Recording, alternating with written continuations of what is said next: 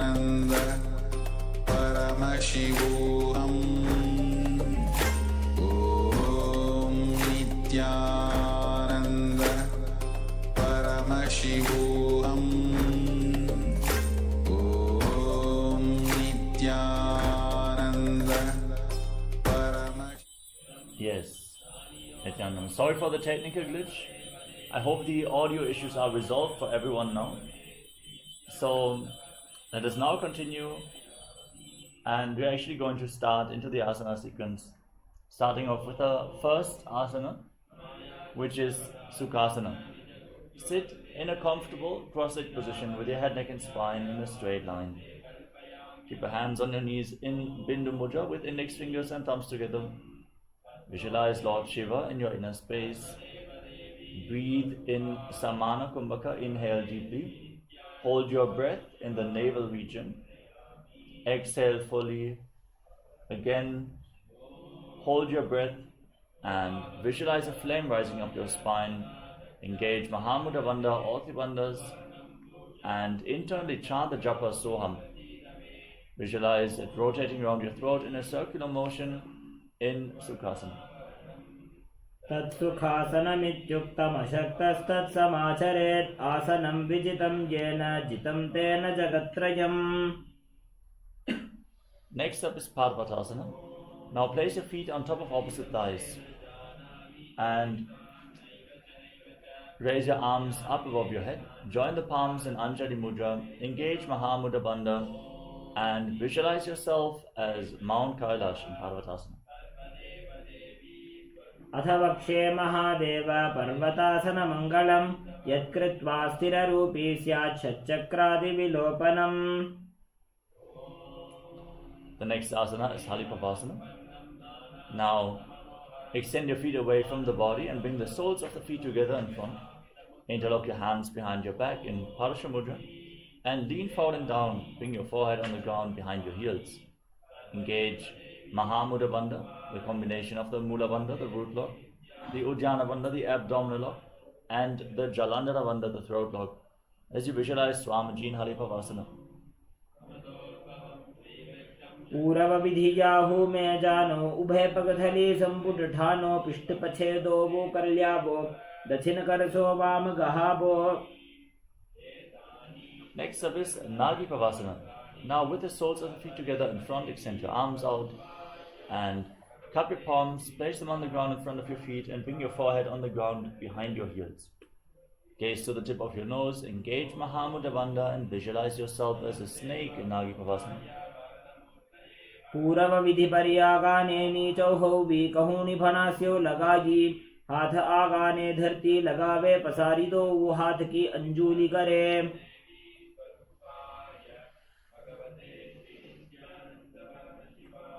Next up is Kokilasana. I'm seeing in the chat multiple participants are saying no sound. Is there still no sound at this moment of time?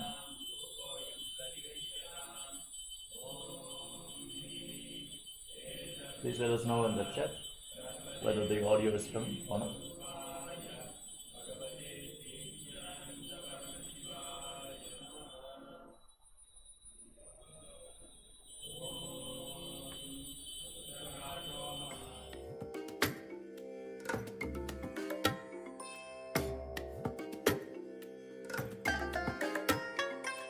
I bless you all. Let you all open all your three eyes and manifest the powers of Mahasudashiva. Om Nityananda Paramashivoham Om Nityananda Paramashivoham Om Nityananda Paramashivoham Nityananda Paramashivoham Om Nityananda Paramashivoham Om Nityananda Paramashivoham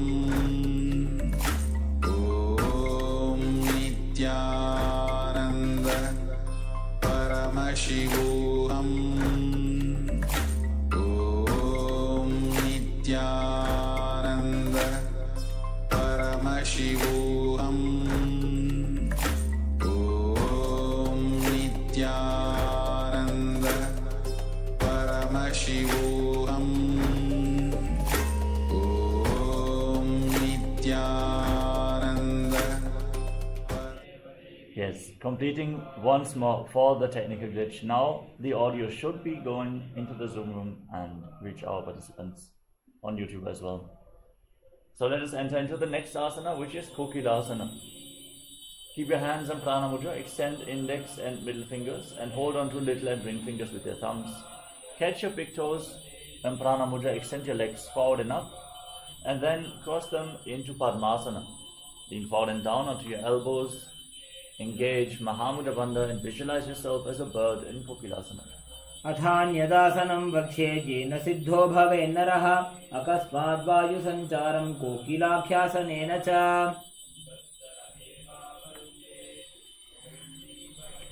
Next up is Niti Asana. Now stack your knees and ankles and hold on to opposite elbows. Start rotating your arms in a wide circle. As you engage Mahamudra Bandha, gaze to your nose and visualize Swamiji in your inner space in Niti Asana. घोड़ा बावा पाद की आशमा हिली सोज दक्ष चरण को वारलो तापरि Gulf समोय. Now place your hands on the mat and raise the hips up high. Scoop your head and chest forward and down again and again. Pull your stomach in and up in Uddiyana Bandha and visualize yourself as an elephant in Gajrasana. निब्जं पादाग्रे भूमौ कृत्वा लम्बी भूयामस्तकाग्रे निधाय नितम्बं मूर्धमुन्नमय्य नाभिलक्ष्यं भूमौ नासिकामानीय. Next up is Rikshasana. Now, from the same position, push one heel to the mat and lift the other heel off the ground and then exchange the position of your feet. Repeat this movement again and again. Pull your stomach in and up in Uddiyana Bandha and visualize yourself as a bear in the Rikshasana.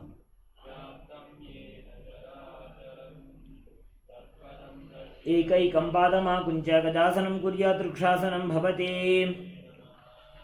Next up is Vaishyasana. Now, stand on the tips of your big toes. Bring your hands to the chest in Hridaya Mudra with index, middle and ring fingers joined together. Pull your stomach in and up in Uddiyana Bandha and visualize Swamiji in Vaishyasana.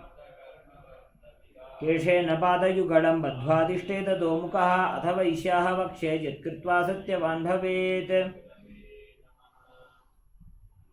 Now we're going to enter into the first karana of the sequence, Utpajanu Karana. Now stand in Arimandi posture, heels together, toes pointing outwards and knees bent. Raise your hands to the chest with the elbows raised and lift one knee up along the center of your body in a circular motion, following along with the respective hand again and again.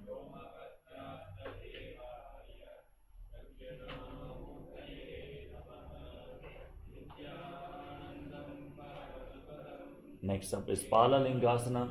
Now interlock your fingers from the outside in Sarva Shankari Mudra. Raise one knee towards your chest, pull it close with both hands and engage Mahamudra Bandha, visualizing yourself holding a baby in Palalingasana. एकं जानोरसि आलिङ्ग्य स्थातव्यं बाललिङ्गनं भवति. Next up is Padapidanasana. Now pull the foot behind towards your buttocks with both hands interlocked in Parashamudra. Keep your knees together, engage Mahamudra Bandha and visualize Swamiji in Padapidanasana. स्थित्वैकस्मिन् पादतले कराभ्यां वेष्टयेत्तनुं पृष्ठे संस्थाप्य यत्नेन पादपीडनमासनम्. Next up is Natarajasana. Now hold the sole of the foot from the inside. Kick the leg back and up, lean forward with your arm extended, the hand in Bindu Mudra. Visualize yourself as Lord Nataraja in Natarajasana. उत्तानपादं क्रौञ्चं च मरीचिं वीरभद्रकं नटराजं त्रिकोणं च सुप्ताङ्गुष्ठप्रसारणे. Yes, For all the one-leg postures, you can focus your gaze at the drishti point, an external point. Just select any external point and focus your gaze on it to stabilize your inner space and bring more balance to your body. Now again, interlock your fingers from the outside in and pull the other knee towards the chest. Engage Mahamudra Bandha and visualize yourself holding a baby as you repeat Balalingasana on the other side. Ekam janurasi alingya sthatavyam balalinganam bhavati. Now pull the foot behind towards the buttocks. Engage Mahamudra Bandha and visualize Swamiji in Parapitanasana on the other side. स्थित्वैकस्मिन् पादतले कराभ्यां वेष्टयेत्तनुं पृष्ठे संस्थाप्य यत्नेन पादपीडनमासनम्. Hold the sole of the foot from the inside and kick the leg back and up. As you lean forward, extend the other arm with the hand in Bindu Mudra and visualize yourself as Lord Nataraja in Natarajasana.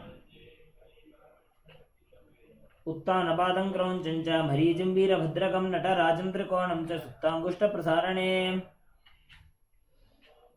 Next up is Ardha Chakrana. From Arimandi position, heels together, toes pointing outwards and knees bent. Raise your arms to the chest and step the right foot behind the left, swinging the right arm back and forth like a pendulum. Gracefully move your fingers one by one, then place the hand over your nose and cross your ankles. Step the other foot behind. Repeat the movement on the other side.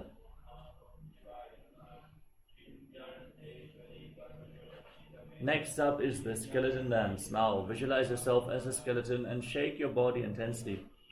Hold the visualization of your bone structure and move every single bone of your body. There is no muscles, no tissue that's stopping your movement. Shake your body intensely.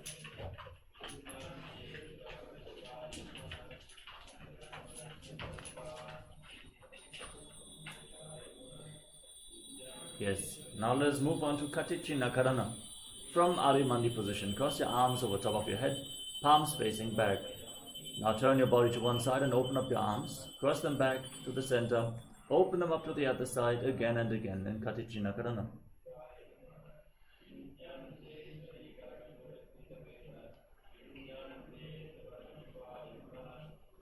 Now stand on the tips of your toes and raise your arms up parallel above your head. Engage Mahamudra Bandha, contract the perineal floor, pull the stomach in and up and lock your chin to the chest. Contract your throat in Mahamudra Bandha as you visualize yourself as a palm tree. Internally chanting Shivoham in Tadasana.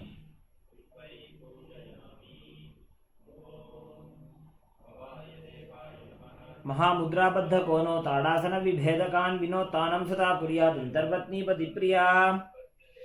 Now lean forward and down. Place your palms on the mat if you can. Otherwise, simply lean down as low as possible. You can hold onto your calves and pull yourselves down further. Bring your head towards your knees. As you engage Mahamudra Bandha, visualize Swamiji in Uttanasana. महामुद्राबद्ध कोनो ताड़ासन विभेदकान् विनोत्तानं सदा कुर्यात् अंतर्पत्नी पतिप्रिया. Now walk your hands forward, step your feet back into a tall plank position. Lock your chin to the chest and start rotating your head from side to side as you visualize Swamiji in Tadakshvasana.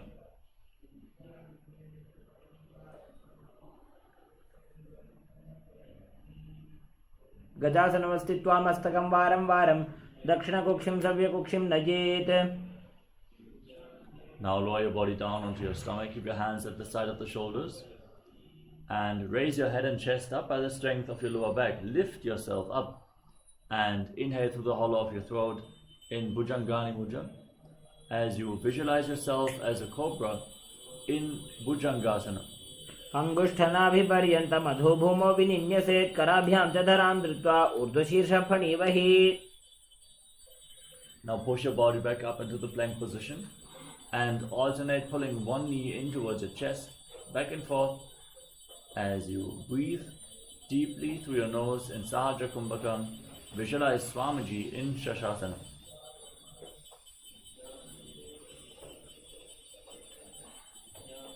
गजासन संस्थितो एकैकं पादं पुरोमार्गेण भ्रामयित्वा. Next up is Rathasana. From the same position, step one foot in between the two hands. And simultaneously jump the front foot back, bring the other foot to the front, again and again as you visualize yourself as a chariot. गजासन संस्थितो एकैकं पादं पुरोमार्गेण भ्रामयित्वा कर्तव्यं रथासनं भवति. Now with one foot at the front, the other foot far back toes facing sideways, rise up. Bend the front knee at a 90-degree angle and raise your arms up parallel above your head. Hold your stomach in and up in Uddiyana Bandha, gaze towards your third eye, and visualize yourself as Lord Virabhadra in Virabhadrasana. वासिष्ठमथ कौण्डिन्यम् ऊर्ध्वकुक्कुटमेव च. Now exchange the position of your feet. Bend the front knee, raise your arms up, hold your stomach in and up, gaze towards your third eye and visualize yourself as Lord Virabhadra with 8 arms in Virabhadrasana. वासिष्ठमथ कौण्डिन्यम् ऊर्ध्वकुक्कुटमेव च. अष्टावक्रमथोत्थानं मयूरं सेतुबन्धनम्. Next up is Vrikshasana. Now lift one foot up towards the inner opposite thigh. Keep your heel against the perineum. Join your hands in Anjali Mudra and raise them up above your head. Keep your elbows straight. Engage Uddiyana Bandha and visualize yourself as a tree in Vrikshasana. वामोरुमूलदेशे च याम्यं पादं निधायतो तिष्ठेत् वृक्षवद्भूमौ वृक्षासनमिदं विदुः. Now bring the raised foot on top of the opposite hip and join your hands in Namaskara Mudra in front of your heart center. Visualize yourself as Lord Garuda in Garudasana. गरुडासनमावक्षे सिद्धमन्त्रादिसाधनात्. Now repeat Vrikshasana, the tree pose on the other side, bring the heel against the perineum and join your hands, raise your arms up, engage Uddiyana Bandha and visualize yourself as a tree.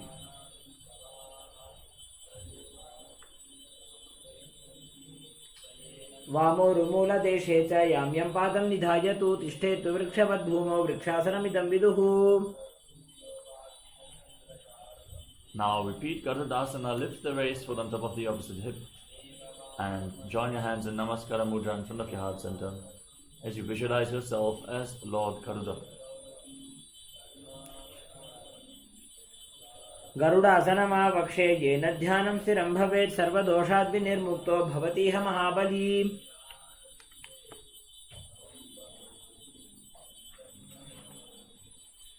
Now step one foot forward and the other foot far back with the back toes facing sideways. Extend your arms out parallel to the ground, lean forward and down, bring one hand to the foot, the other arm raised up. Gaze up along the raised arm and visualize yourself as a triangle in Trikonasana.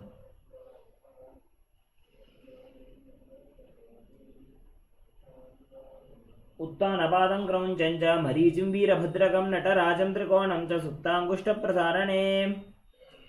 Rise back up, exchange the position of your feet, and again extend your arms and lean down towards the other foot. Gaze up in Trikonasana, the triangle posture on the other side.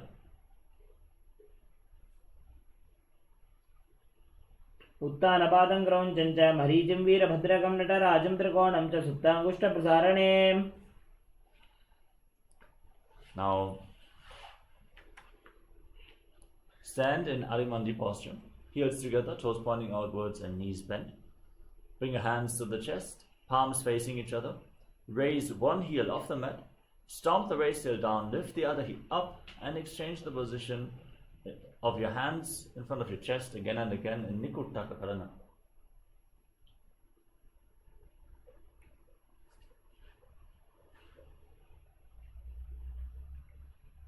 We want to encourage all the participants, if you have any questions about any of the components, about any of the asanas, please let us know in the Zoom chat and on YouTube so we can attend to your questions and doubts. Next up is Angushtasana. Now lower your body down, raise your heels off the mat and sit down on the raised heels. Keep your knees off the ground, joined together, and bring your hands in front of your heart center in Namaskara Mudra. Start buzzing like a bee on the in and exhalation in Brahmari Kumbhaka again and again. Internally chant the japa Sadashivoham and visualize Swamiji in Angushtasana. कबन्धासनमित्याहुः गोरक्षासनमेव च अङ्गुष्ठमुष्टिकं ज्ञेयं ब्रह्मप्रासादितं तथा. Now step 1 foot forward and keep your hands at the side of the body with the palms facing forward in Varamudra, fingertips barely touching the ground. Visualize Swamiji in your inner space in Savasana. प्रसार्य इकम्पादतलं संस्थापित्वैकपादकम्. Now from the same position, lean forward and down and hold on to the big toe of the front foot in Prana Mudra. As you hold onto the back heel with the other hand and visualize Swamiji in Vidundanasana. गुल्फस्थितो पादमेकं प्रसार्य तत्पादाग्रं संस्पृश्य तत्करेण.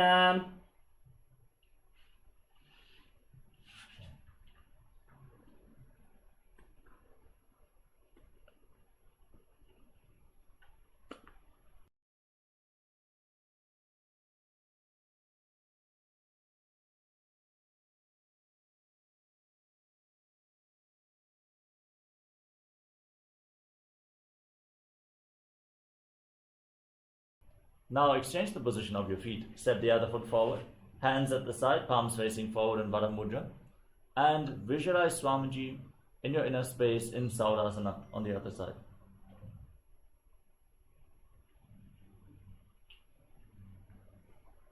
प्रसार्य इकम्पादतलं संस्थापित्वैकपादकम्. Next up is Vidundanasana. Hold on to the big toe of the front foot and the back heel. Balance as you visualize Swamiji, continuously buzzing like a bee on in an exhalation in Vidundanasana on the other side. गुल्फस्थितो पादमेकं प्रसार्य तत्पादाग्रं संस्पृश्य तत्करेण. Now step both feet in towards your body. Keep the knees raised and separate them as you place your hands on top with the palms facing up. Lock your chin to the chest in Jalandhara Bandha and gaze through the gap between the palms with the eyes opened wide in Shambhavi Mudra, actually gazing inwards as you visualize Swamiji in Brahma Jurankushasana. Dogu फणा पानी होए वैसे एड़ी दोगुदानी वैसे कोरपक तलियां की माहिली Ayush माहेरा शेमिली. Now drop your knees to the ground. Keep your toes tucked and sit on your raised heels. Place your hands on your thighs or knees. Gaze towards the tip of the nose and pull your stomach in and up in Uddiyana Bandha. As you gaze to the nose, visualize yourself as sage Kapila Muni in Kapilasana.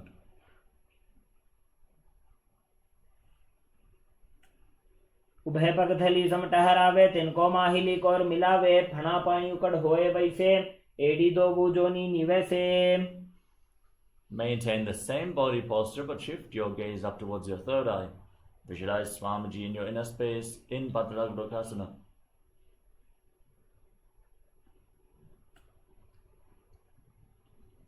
Dogu पगथली संबुट करे कोरवारली भूपरि धरे कोरवारली राखे ऐसे तापरी मूल द्वार दिगी वैसे. Now raise your knees off the ground, keep them wide apart, the soles of the feet together. Sit on raised heels. Join your thumbs and little fingers and open up your palms, resembling a lotus flower in Padma Mudra. As you raise your arms up above your head, gaze through the gap between the palms and visualize Lord Surya in your inner space as you perform Uddiyana Bandha in Suryasana. एड़ी दो बुगदा तरियाने फणा पानी बैठक पुनिठाने. Now drop your knees to the mat. Bring the top of the feet flat on the ground and sit in between the heels with the toes touching behind your back. Place your hands on the respective knees and push your tongue up flat against the palate of your mouth in Mandukya Mudra. Gaze up towards your third eye and visualize yourself as a frog in Mandukasana. पादतलो पृष्ठदेशे अंगुष्टे द्वे च संस्पृशे जानुयुग्मं पुरस्कृत्य साधयेन्मण्डुकासनम्. Now maintain your legs in the same position. Bring your hands behind your back. Hold on to opposite shoulders. Keep your elbows close to your head. Gaze to your third eye. Perform Mandukya Mudra with your tongue. Press it up against the palate of your mouth. Visualizing yourself as a frog and engaging Uddiyana Bandha, the abdominal lock. as you breathe deeply and calmly, naturally, in Sahadra Kumbhaka, in Uttana Mandukasana.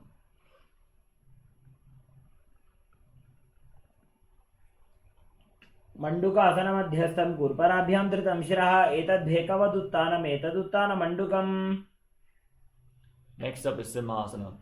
Now cross your feet and sit on the raised heel. Place your hands on top of the knees and gaze towards the tip of the nose as you visualize yourself as a lion. Stick your tongue out and exhale forcefully through your mouth again and again in Simhasana.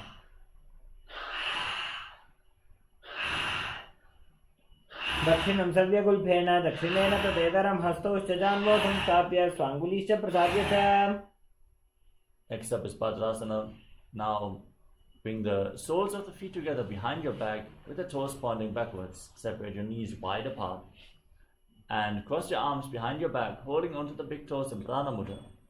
Now lock your chin to the chest in Jalandhara Bandha. Gaze to the tip of the nose and visualize Swamiji in Padrasana.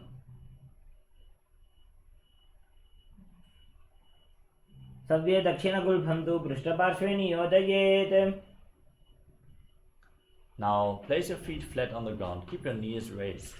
Bring your arms in and around the raised legs with your hands behind your back. And try to interlock your fingers behind your back as you gaze to your nose and visualize yourself as a crow in Kakabhushadya Asana.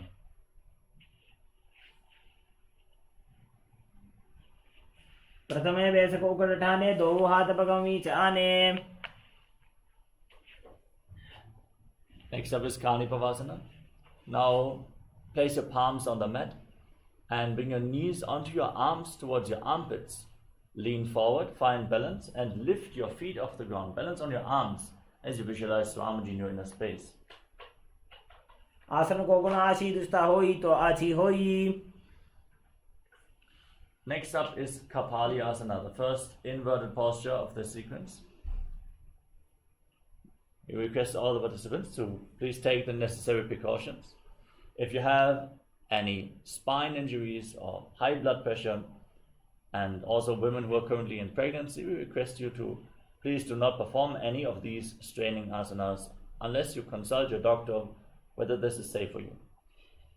Also, if you feel unstable in the inverted postures like headstands or handstands, lean against a wall for support or ask a partner to assist you.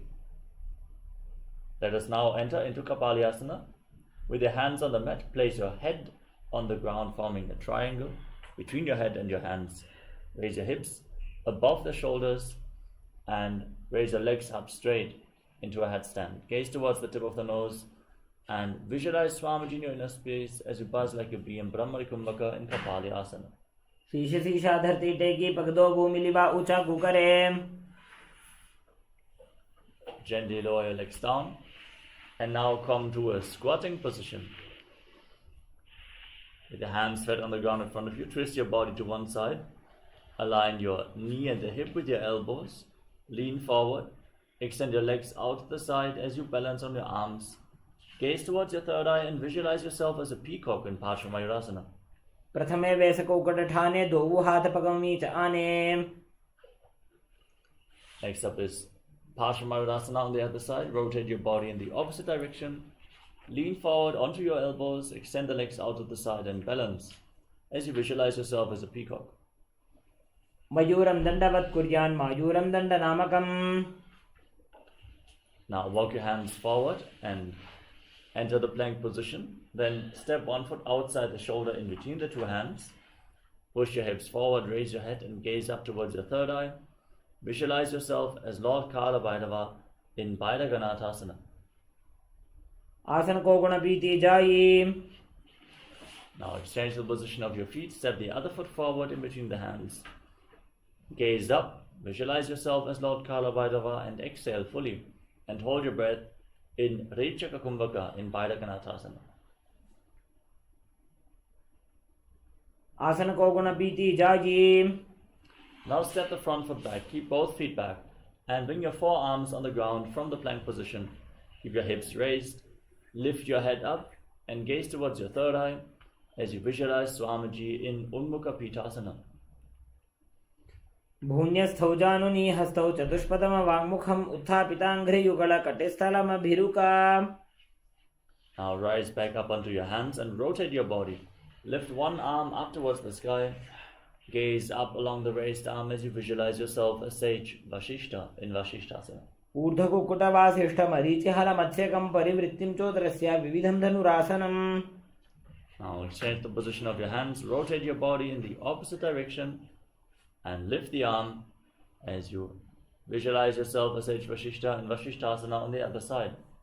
ऊर्ध्वकुक्कुटवासिष्ठमरीचिहलमत्स्यकं परिवृत्तिं चोदरस्य विविधं धनुरासनम्. Now come to a seated position with your legs extended forward. Now bring your hands underneath the buttocks with the palms facing up. Lock your chin to the chest in Jalandhara Bandha and gaze towards your nose. As you visualize yourself as Lord Hanuman, internally chant Mahasadashivoham in Anjani Asana. दोवो करकी उभय हथेली कोरवारली मैले भेली. Now lean forward and down with the legs extended straight. Hold on to the big toes in Prana Mudra and bring your head down towards your knees. Engage Mahamudra Bandha, all three bandhas, root lock, abdominal lock and throat lock as you visualize Swamiji in Paschimottanasana. जानो परिललाटन्तो पश्चिमं ताणमुच्यते येन केन प्रकारेण सुखं धार्यं च जायते. Rise up and interlock your fingers around your neck. Then lean forward and down. Slightly separate your knees to bring your head in between the legs, elbows outside the knees. Engage Mahamudra Bandha and visualize Goddess Kali in your inner space in Ugrasana. स्वपानिभ्यां दृढं धृत्वा जानूपरि शिरोऽन्यसेत्. Now rise up, step one foot in towards your body. Keep the knee raised, heel against your perineum. Bring the respective arm in and around the raised knee and interlock your hands around your back as you lean forward and down and visualize yourself as Sage Marichi in Marichi Asana. उत्तानपादं क्रौञ्चं च मरीचिं वीरभद्रकं नटराजं त्रिकोणं च सुप्ताङ्गुष्ठप्रसारणे. Next up is Mahamudrasana. Now drop the waist into the side, keep the heel against the perineum and lean forward and down. Hold on to the front foot with both hands. Pull yourself down, engage all the bandhas, Mahamudra Bandha. Gaze to your nose, exhale and hold your breath as you visualize Swamiji in Mahamudrasana. महामुद्रां प्रवक्ष्यामि तन्त्रेऽस्मिन् मम वल्लभे यां प्राप्य सिद्धासिद्धिं च कपिलाद्याः पुरागताः. Rise up, exchange the position of your feet. Step the other foot in towards your perineum with the knee raised. Bring the arm in and around the raised knee and interlock your hands behind your back as you lean forward and down, visualizing yourself as Sage Marichi in Marichi Asana. उत्तानपादं क्रौञ्चं च मरीचिं वीरभद्रकं नटराजं त्रिकोणं च सुप्ताङ्गुष्ठप्रसारणे. Next up is Mahamudrasana. Drop the waist into the side, keep the heel firmly pressed against the perineum and lean forward and down, holding onto the front foot with both hands. Gaze to your nose, visualize Swamiji in your inner space and breathe in Rechaka Kumbhaka, exhaling and holding your breath again and again as you perform all the wonders in Mahamudrasana. महामुद्रां प्रवक्ष्यामि तन्त्रेऽस्मिन् मम वल्लभे यां प्राप्य सिद्धासिद्धिं च कपिलाद्याः पुरागताः. Next up is Padmasana 2. Now join the soles of your feet in front of your body. Interlock your fingers around the toes and pull your heels firmly against your perineum. Push the knees to the ground, gaze up towards your third eye and visualize Swamiji in Padmasana 2.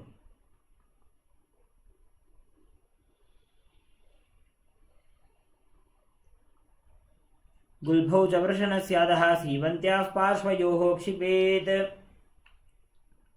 Now slightly extend your feet away from the body. Keep your hands on the respective knees. Keep the toes together, heels apart. Lock your chin to the chest and gaze to the tip of the nose as you visualize Swamiji in Dvalipavasana. पूर्व चरपट चौकख्यो सोजी वाही विधि जोगी जय sooji. Next up is Joni Asana. Bring your feet in towards your body. Hold onto the soles of the feet. with all 10 fingers as you lean forward and down. Place your head on the mat, gaze to your nose and visualize Yoni Mandala, the visual representation of Devi Paramashiva Shakti in Droni Asana.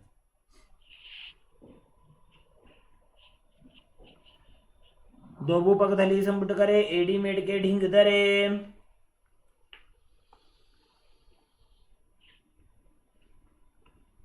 Next up is Midaki Pavasana. Now extend your feet away from the body with the heels together and the toes apart. Extend your arms out to the side and lean forward and down. Place your forehead on the ground behind your heels. Gaze towards the tip of the nose and visualize Swamiji in Midaki Pavasana.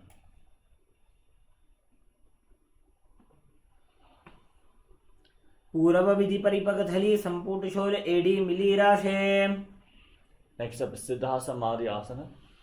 Now bring your feet in towards your body. Scoop your hands below the shins and keep your palms facing up. Place your chin on the ground in front of the feet with your toes against your throat. Gaze to the tip of the nose and visualize Lord Surya in your inner space in Siddha Samadhi Asana. दोबू पगधली संपुट करे, सोले मेढ़ आगा में धरे. Next up is Chinaki Pavasana. Bring your feet in towards your body. Hold on to the soles of the feet and open them up like a book. Press your elbows down onto your thighs and gaze to the tip of the nose as you visualize Swamiji in Chinaki Pavasana. दो पगागी AD धरती मगिवा मेढ़ लगावे. Next up is Charapata Yogasana. Now bring the soles of the feet together and place your hands on top of the respective knees, gently pushing them down to the ground. Pull your stomach in and up in Uddiyana Bandha, straighten your back, gaze up towards your third eye, and visualize Swamiji in Charapata Yogasana. दोबू पगधली संपुट धारे, आगा ने कर जारे पसारे. Next up is Bhairavasana. Now rotate your feet, raise your heels off the mat, and bring the toes to the ground. Then place your hands on the respective knees as you push them to the ground. Gaze up towards your third eye and visualize yourself as Lord Kala Bhairava as you perform Uddiyana Bandha in Bhairavasana. गुल्भव संपीड्य चान्योन्यम व्युत्क्रमेणोत्थितं शनैः. Next up is Samanasana. Now keep one heel pressed against the perineum and lift the sole of the other foot against your chest.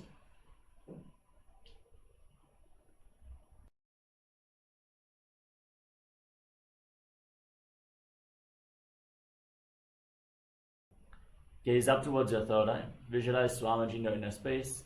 Exhale fully and hold your breath in the Muladhara Chakra in Rechaka Kumbhaka as you internally chant Mahasadashivoham in Samanasana. समानासनमावक्षे सिद्धमन्त्रादिसाधनात्.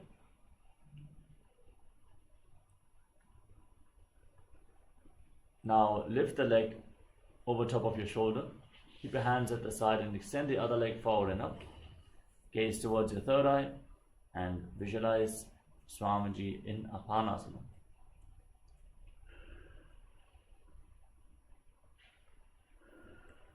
केवलं पादमेकञ्च स्कन्धे चारोपि यत्नतः. Now bring the other heel against the perineum and lift the sole of the opposite foot against your chest. Gaze up and visualize Swamiji as you repeat Samanasana on the other side.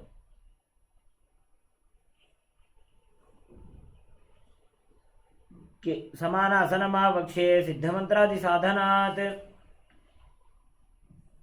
Now lift the leg over top of your shoulder and extend the other leg forward and up. Gaze towards your third eye and visualize Swamiji in Apanasana on the other side. केवलं पादमेकञ्च स्कन्धे चारोपि यत्नतः. Now stack your knees in front of your body, keeping your heels outside the opposite hips. Gaze towards the tip of the nose as you interlock your fingers on top of your knees and visualize the face of a cow in your inner space. Make a hissing sound as you inhale through your teeth and then exhale through your nostrils and sit Karikumbhaka, internally chanting Om Nityanandoham in Gomukhasana. सव्ये दक्षिणगुल्फं तु पृष्ठपार्श्वे नियोजये दक्षिणेऽपि तथा सव्यं गोमुखं गोमुखं यथा. Now hold onto your big toes in Pranayama Mudra with index and middle fingers. Gaze towards the tip of your nose and engage Uddiyana Bandha and Mula Bandha as you visualize yourself as Rishika Anasuya and Anasuyasana.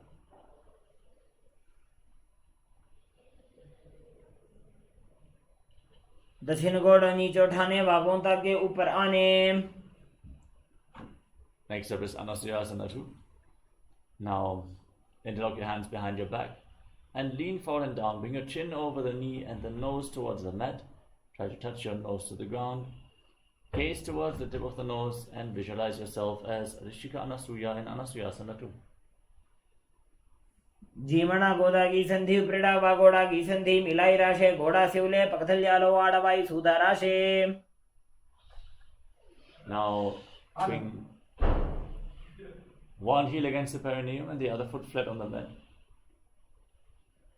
Your hands on the respective knees, gaze to the tip of the nose and visualize yourself as Lord Garuda and Garudasana 2.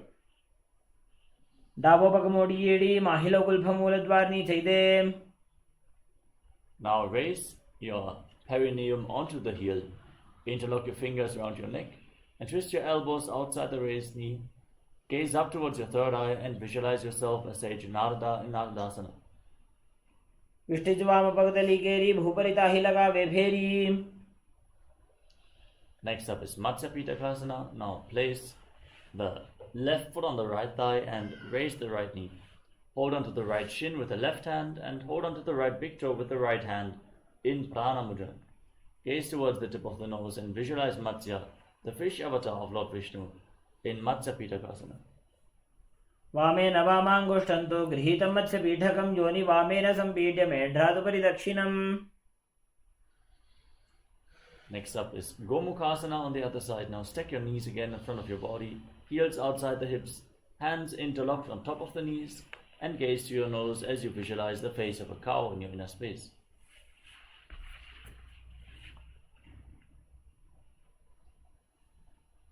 सव्ये दक्षिणगुल्फं तु पृष्ठपार्श्वे नियोजयेत्.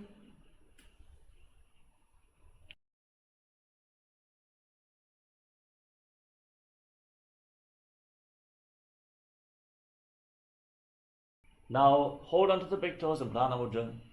Pull your stomach in and up in Uddiyana Bandha and gaze towards your nose as you visualize yourself as Rishika Anasuya in Anasuyasana.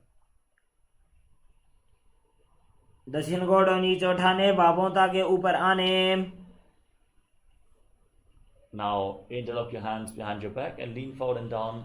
Bring your chin over the knees, the nose towards the mat. Gaze towards the tip of the nose as you visualize yourself as Rishika Anasuya in Anasuyasana 2.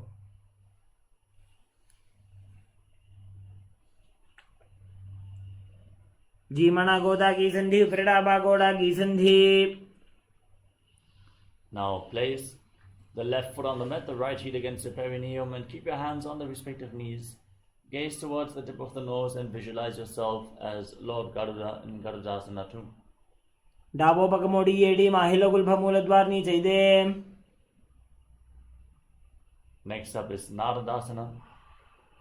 Now raise your perineum onto the heel, interlock your fingers around the neck, twist your elbows outside the raised knee and gaze up towards your third eye as you visualize yourself as Sage Narada in Naradasana.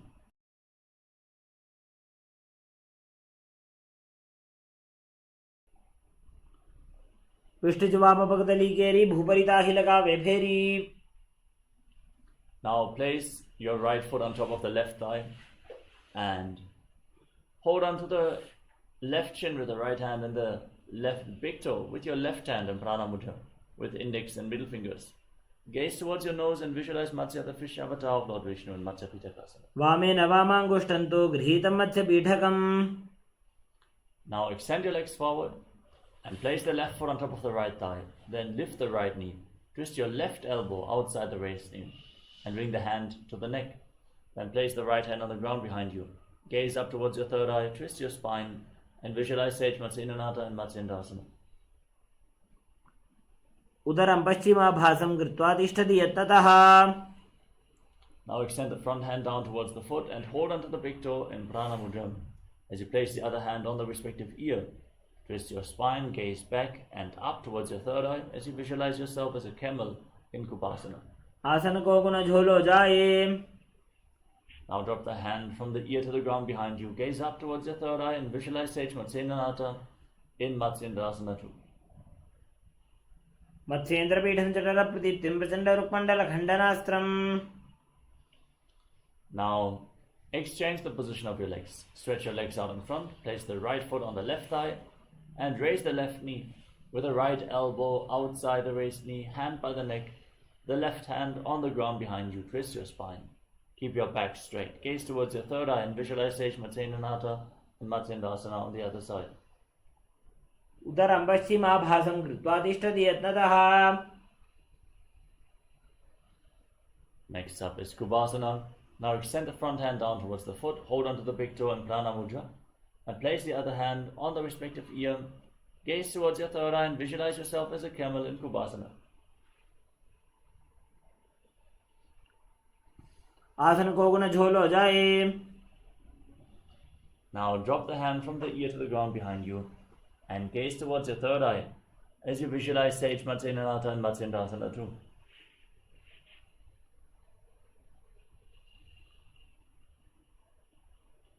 Matsyendra पीठं चटर प्रदीप्तिं प्रचंड रुक्मंडल खंडनास्त्रम्. Now place your feet on top of opposite thighs. Keep your hands flat on your knees and gaze towards the tip of the nose. Breathe in Sitali Kumbhaka. Bring your tongue out and contract your lips. Inhale through the tongue as you engage Mahamudra Bandha, all three bandhas.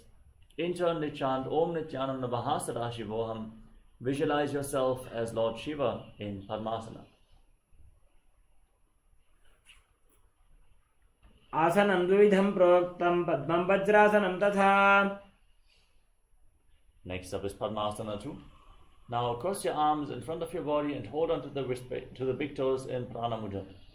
Gaze towards the tip of the nose and visualize yourself as Goddess Parvati, the consort of Lord Shiva in Padmasana 2. उत्तानौ चरणौ कृत्वा ऊरू संस्थौ प्रयत्नतः. Now bring your hands through the legs. Place your palms on the mat and lift your entire body off the ground. Balance on your arms, breathe calmly in Sahaja Kumbhaka and visualize yourself as a rooster in Pangu Kukkutasana. पद्मासनं सुसंस्थाप्य नान्वोरोरोन्तरे करौ. Next up is Baddha Asana. Now rise up onto your knees. Maintain Padmasana. Bring your hands on the mat, fingers pointing towards your body. Bend your elbows. Bring them in towards your navel. Lean forward and lift your knees off the ground. Balance on your arms as you visualize Swamiji in Baddha Asana. धरामोष्ठकरत्वेन तत्कूर्परिस्थापिता नाभिपार्श्वः. Now from the same position, extend your legs back. Keep your arms against your navel. Extend your legs back and up and balance on your arms as you visualize yourself as a peacock in Mayurasana.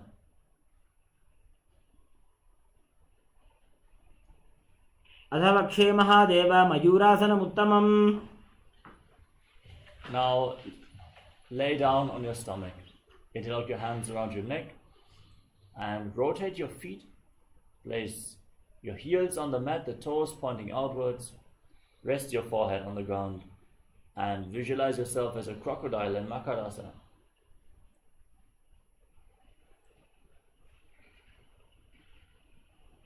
अध्यासशेते हृदयं निधाय भूमौ च पादौ च प्रसार्यमानौ. Next up is Shalabhasana. Now place your hands on the ground next to your shoulders and raise your legs off the mat, including your knees, and hold. Visualize yourself as a locust in Shalabhasana. अध्यासशेते करयुग्मवक्षो भूमिमवष्टभ्य करयोस्तलाभ्याम्. Now bend your knees, hold on to your feet and pull your heels outside the hips. Try to touch the ground with your heels as you visualize yourself as a camel in Ustrasana.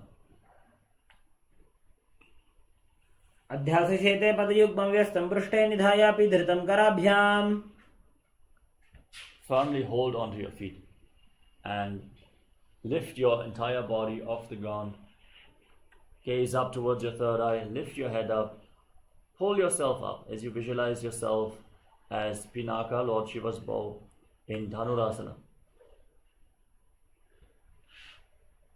प्रसार्य पादौ भुजदण्डरूपौ करौ च पृष्ठे धृतपादयुग्मम्.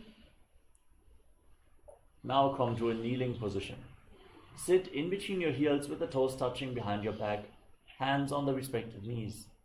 Gaze towards your third eye, visualize Swamiji in your inner space. Breathe calmly in Sahadra Kumbhaka. Catch your breath as you internally chant Om Nityananda Paramashivoham in Bhagasana.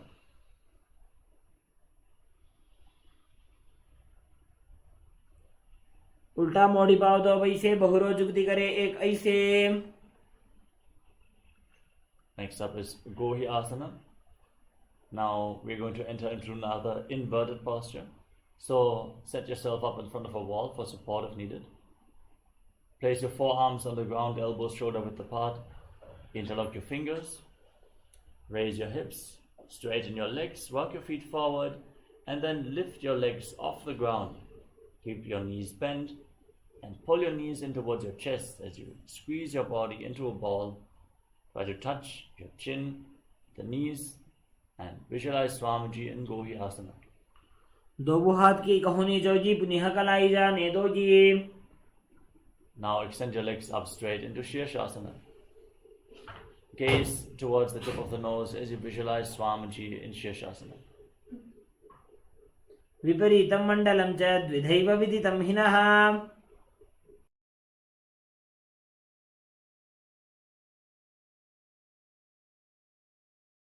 Next up is Podhyasana. Now extend your legs out in front and get ready for a sequence of rapid exhalations in Bhastrika Kumbhaka. Pull your stomach in and up and push the air out rapidly from your lungs again and again. We're going to perform this Kumbhaka throughout the next few asanas, starting off with Podhyasana. Hold onto your calves and raise your legs up as vertical as possible, keeping your knees straight. Visualize Swamiji. Don't forget to exhale rapidly in Podhyasana. दो हाथ पग बाहर आने घोड़ा तरे का कसी ठाने. Now bring your hands behind your back and hold on to opposite shoulders. Gaze up towards your third eye and visualize yourself as a mace in Parigasana. उत्तानसेनं कृत्वा पादौ मिलित्वा प्रसार्य. Now extend your arms out in front parallel to the ground. Gaze up and visualize yourself as a boat in Naukasana. उत्तानसेनं कूर्पराभ्यां भूमिं वष्टभ्य. Now pull your feet towards your chest with your hands. Keep rapidly exhaling as you gaze through the nose and visualize yourself as Lord Rudra in Rudrasana. पगथली संपूट करी हाथस्य उपक उचाजी. Now relax. Lay on your back, place your feet flat. You can breathe calmly now. Place your palms on the mat just behind your heels. Push your hips off the ground. Engage the Mula Bandha. Contract your perineal floor. Lock your throat. Hold your breath intensely for a long time in Mocha Kumbhaka. As you gaze to your nose and visualize Swamiji in Unmukha Pitasana too. ऊर्ध्वे च जानुनी कृत्वा शवित्वोर्ध्वमुखं तथा उत्थाप्य हस्तौ तिष्ठेत्तु पीठ उन्मुख नामके. Now lay down flat on your back. With your hands at the side of the body, palms facing up, perform Shakti Chala Mudra. Forcefully inhale. Forcefully lead the prana up along your spine. From the Muladhara all the way to the Sahasrara Chakra. From the root of your spine all the way to the crown of your head. And unclutch from any movements of the body, internally or externally. Lay completely still and visualize your body is dead and Swamiji, the Supreme Pontiff of Hinduism, is liberating you as you internally chant Om Nityananda Paramashivoham in Shavasana. उत्तानं शववद् भूमौ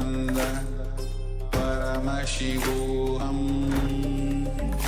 Om Nityananda Paramashivoham Om Nityananda Paramashivoham Om Nityananda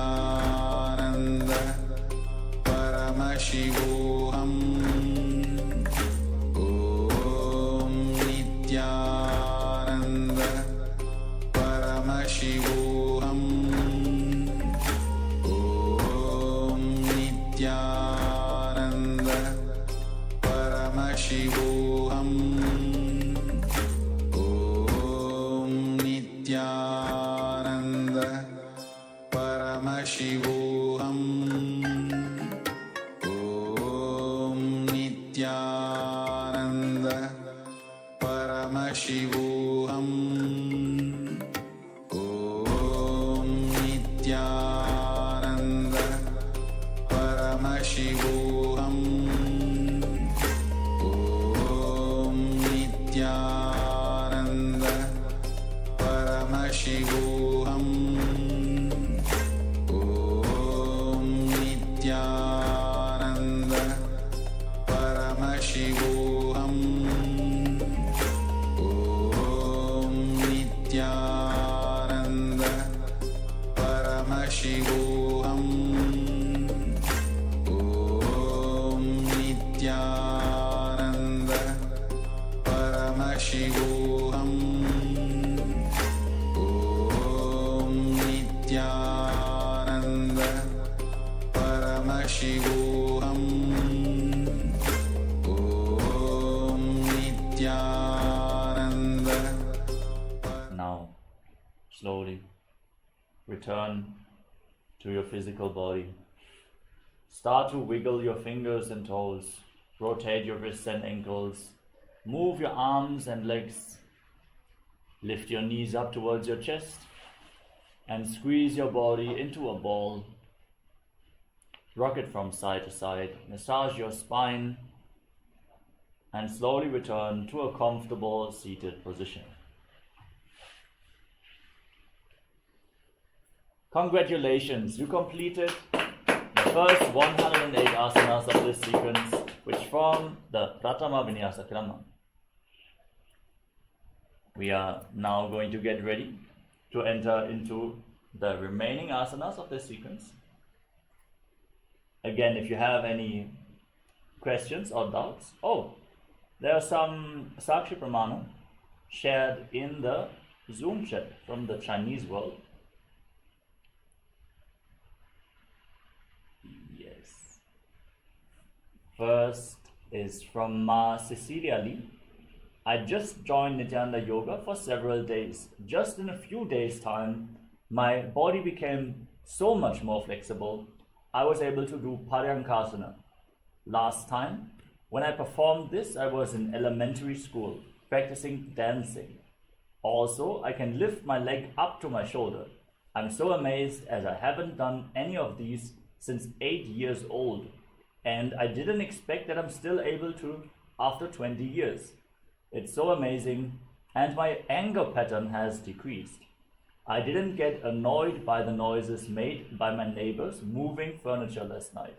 I just calmly prayed to Swamiji, and my neighbors went silent soon. My inner chattering decreased also, as I would usually have quite a lot of negative feelings when I was alone at home. But I'm more unclutched and feeling peaceful inside. Nityananda Yoga makes everything auspicious. What an amazing sharing. Thank you so much for sharing your experience, Ma. For sure, practicing Nityananda Yoga will make your body, by increasing the digestive fire, will burn a lot of toxins, which are actually responsible for causing emotional ups and downs in your body. So just by raising the heat in your body, you will be able to go beyond all the ups and downs. Amazing to hear that you had the breakthrough after such a short amount of time. That just shows that you're practicing the yoga sincerely. Another sharing from Manitya Shulini Durga. I've been having some conflicts with my business partners recently, and I was not feeling like attending one particular event. It was still bothering me when I joined yoga session last night, but the negativity unexpectedly disappeared when I was laying in shavasana, visualizing that my soul was leaving the body. There was no more ill feeling, and I decided to go to that event. Our yoga is amazing. It just cleanses and transforms one deeply. I want to cheer myself on to keep practicing. Yes, definitely celebrate yourself. That is one of the things you should always do. And amazing to hear that you are also having breakthroughs with Nityananda Yoga. From Manitya Suganyana Swarupini, I successfully performed Paramashivoham. Some say it shows that the body is still young, so I'm very happy about it. By the way, my head was shaking violently for some moment when I did the asana. That is amazing, ma. One of the difficult asanas for balance and for the spine. It's a twist on the spine, which can definitely lead to intense Kundalini awakening when your body is cleansed. So that can be one of the things that you have experienced. And Ma Ruishu, I can do Baddha Kiki Asana now. I used to think it is very difficult. Yes, great to hear. So many breakthroughs today. Ma Kwang Chin, my body feels soft and comfortable. I sleep much better. That is so nice. Thank you all so much for sharing your Sakshi Pramana, your individual experience. And we want to invite all the other participants who are here in the Zoom room or joining us from YouTube and Facebook to also share your experience. Whenever you have a breakthrough, just share it. That will really strengthen that experience in yourself and make this experience more easily available to you as well. Yes. So with this, let us now move on to the next asana of the sequence, which is Yathasana Nishthasana. Sit in a comfortable position that brings ease to your physical and mental space. Place your hands on top of your knees in Bindu Mudra with index fingers and thumbs together. Visualize Swamiji in your inner space. Breathe in Samana Kumbhaka. Feel the fire in your navel region rising up your spine as you internally chant Om Nityananda Paramashivoham in Yathasana Nishthasana. पर्यङ्कं तत्समाख्यातं यथसंस्थं यथा स्थितिः. Next up is Samasana. From a cross-legged position with your hands on the knees in Bindu Mudra, visualize Swamiji in your inner space and inhale and exhale as deeply as possible and as slowly as possible in Samasana. इदानीं गर्भिणीनां योगाभ्यासो यथा लघु सुखप्रसवलाभाय प्रोच्यते प्राक्तने पथि. Now bring your left heel against your perineum and place your right foot on top of your left foot. Place your hands flat on your knees and gaze towards the tip of the nose as you visualize yourself as a sage liberated by the Supreme Pontiff of Hinduism in Muktasana. निबीड्य सेविनीं सूक्ष्मां दक्षिणेतरगुल्फतः. Next up is Siddhasana. Maintain this position. Shift your gaze up towards your third eye and visualize Swamiji in your inner space in Siddhasana. स्थानुसंयमितेन्द्रियोतलदृशा पश्यन् भ्रुवोरन्तरं चैतन्मोक्षकपातभेदजनकं सिद्धासनं प्रोच्यते. Now shift your gaze down to the ground in front of you and engage Mahamudra Bandha. Contract the perineal floor, pull your stomach in and up and lock your chin to the chest as you visualize Swamiji in Siddhi Asana. वामपादके इडीजानो सीवनिमधितासु कोठानो. Next up is Rudrasana 2. Now keep your hands on the knees in Bindu Mudra. Gaze up towards your third eye and visualize yourself as Lord Rudra, the fierce dimension of Lord Shiva. वामचरण परिदक्षिणे राखे एकजुगति ऐसे विदिदाखे. From the same position, shift your gaze towards the tip of your nose and embody tranquility and an unshakable nature in Santadhunasana. आसन की गुण मन की चंचलता meet. Next up is Siddhasana 2. Now, bring your hands in front of your navel, cupping one palm over the other, resembling a closed lotus flower in Samputam Mudra, as you visualize Swamiji in Siddhasana 2. ऋजुकाय समासीन सिद्धासनमुदीरितं प्रसार्य भुवि पादौ तु दोर्भ्यामङ्गुष्ठमादरात्। Next up is Bandha Yoni Asana. Now, set the sankalpa to manifest through the womb of creation as you get ready to enter Shanmukhi Mudra. Inhale deeply and hold your breath, then lock all the senses with your fingers. Lock your lips with little and ring fingers, your nostrils with the middle fingers, your eyes with your index fingers, and your ears with your thumbs. Hold your breath in Shanmukhi Mudra in Bandha Yoni Asana.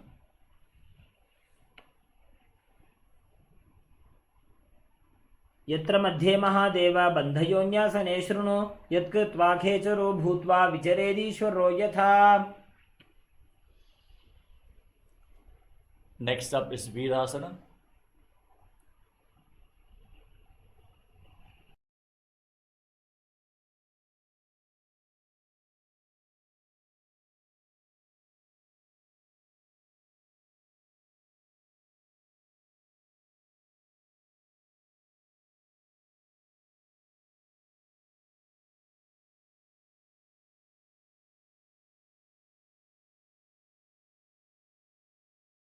Now place the right foot on top of the left thigh and the left foot below the right thigh.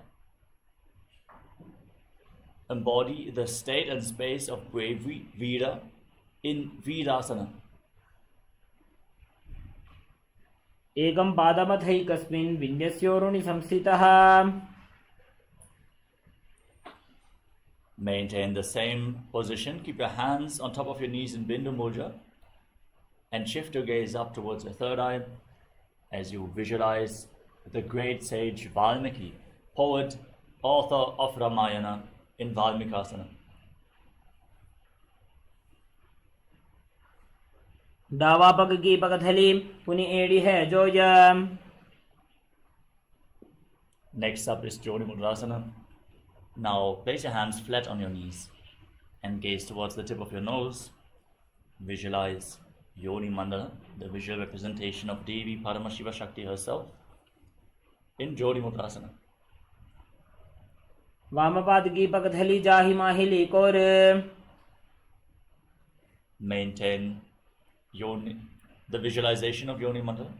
Shift your gaze up towards your third eye in Yoni Asana. योन्यासनं पर्वतेन योगं योगफले नीलं तत्कालफललं तावत् खेचरो यावदेव हि। Now join the soles of your feet together in front of your body. Interlock your fingers around the toes and pull your heels against your perineum. Push your knees to the ground by the strength of your groin. Gaze up towards your third eye and hold your stomach in and up in Uddiyana Bandha. Gaze to the tip of the nose and visualize yourself as Lord Virabhadra in Bhadrasana 3.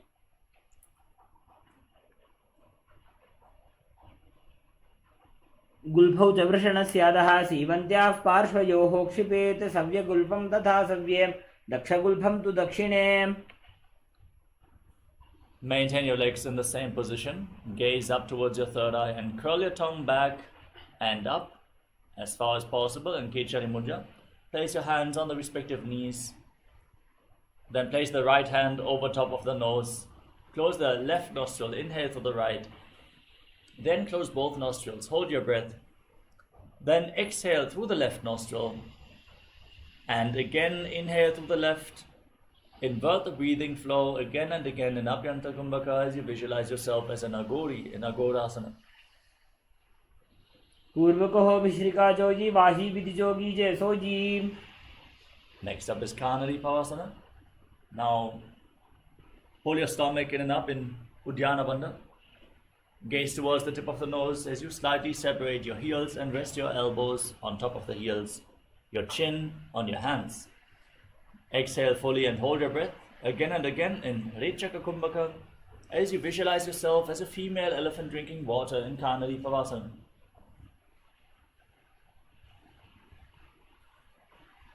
ग्वालिपाव आसन कक्ष्यो है जैसे, Yahoo में जाने विधि तैसे। Next up is Padasana. Scoop your hands below the shins and interlock your hands, lifting your feet off the mat.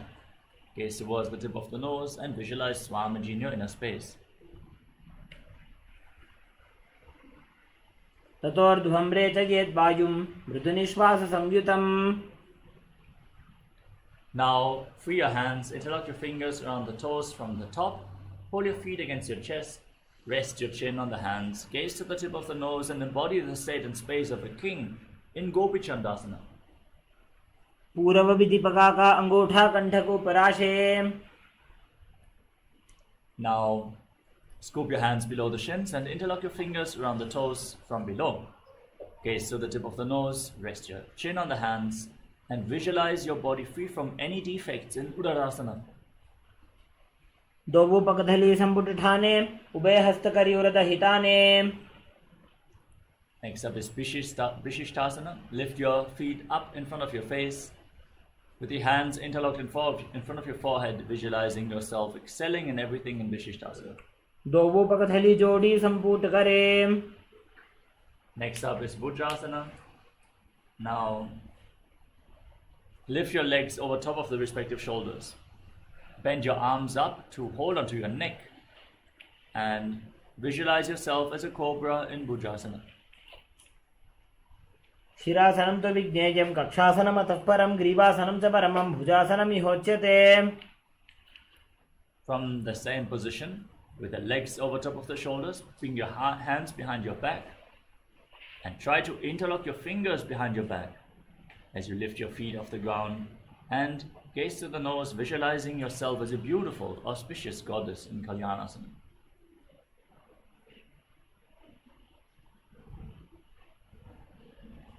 दो हाथ पगम नीचे आने, तिनको गोड़ा नीचे ठाने।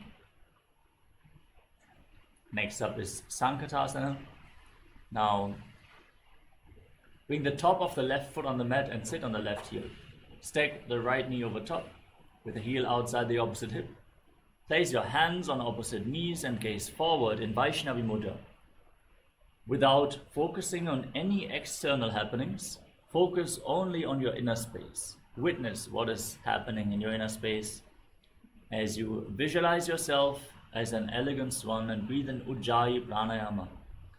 Inhale through your nostrils and your mouth simultaneously.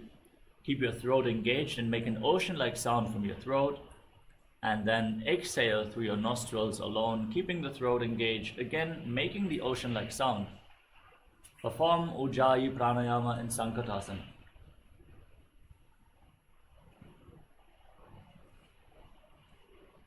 वामपादं चितेर्मूलं सन्यस्य धरणीतले, पाददण्डेन याम्येन वेष्टयेद्वामपादकम्। Next up is Dhenukasana. Now slide the left foot outside the hip and sit in between the heels. Interlock your hands on top of the knees, engage Uddiyana Bandha, and visualize a cow in your inner space in Dhenukasana.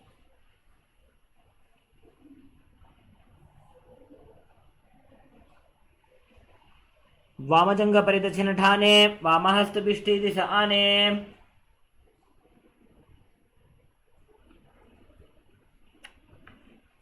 Now place the left foot, the right foot on the left thigh and the left foot on the right knee. Bring your left hand behind your back, twist your spine and hold on to opposite thighs. Once you catch a hold of your thighs, twist your spine even more. Keep your back straight and gaze up towards your third eye as you visualize Swamiji in Machandrasana. वामजंग परिदक्षिण ठाने, वामहस्त पिष्टी दिशा आने। Now untwist your spine, hold on to the big toes and lean forward and down. Place your forehead on the ground as you visualize Swamiji in your inner space in Machandrasana too. प्रथम जी मनोचरण Joji, वामजंग परिराखे sooji. Rise up, interlock your fingers and place them on the left knee, the top knee. Engage Mahamudra Bandha as you visualize Swamiji, your Guru, in your inner space in Guru Asana. ऊर्मूले इतरपादस्य कनिष्ठिका प्रदेशगुल्भं संस्थाप्य. Now place the top of the right foot flat on the mat and sit on the right heel. Keep your hands on opposite knees as you stack the left knee over top of the right. Gaze forward in Vaishnavi Mudra and visualize yourself as an elegant swan in Sankatasana on the other side. वामपादं चितेर्मूलं सन्न्यस्य धरणीतले. Next up is Dhenukasana. Now slide the right foot outside the hips, sit in between the heels as you engage Uddiyana Bandha and visualize a cow in your inner space in Dhenukasana. अनुषागिनगर पंचडं वृषिहेलिन्दगल्यम्नि. Next up is Machandasana. Now slide the left foot on top of the right thigh.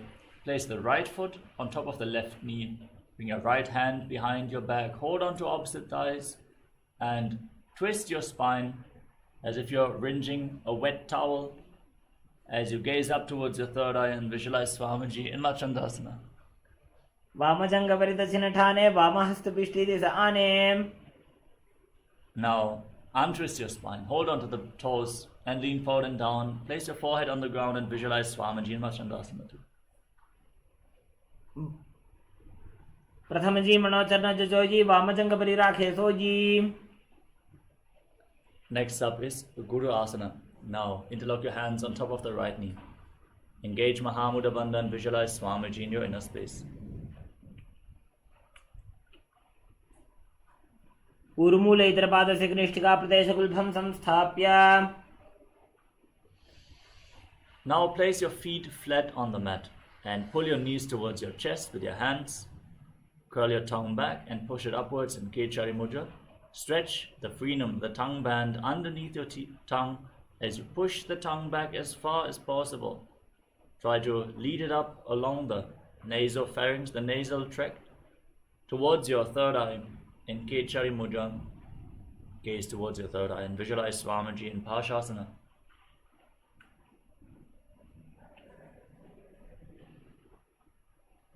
पादतले भूमो निधाय जानन्यूर्षि निधाय. Next up is Bodhashukasana. Now hold on to opposite wrists and rest your chin on the knees. Gaze towards the tip of the nose and gaze to the tip of the nose and rest your chin on the knees, visualizing yourself residing in an abode of bliss in Bodhashukasana. दो भूपगधली भूपरि धरे कोरमाहिली ऐसे करे. Next up is Kurakatasana. Now bring your hands below the knees and hold on to opposite elbows. Gaze towards the tip of the nose. Pull your legs against your chest and visualize Swamiji in your inner space.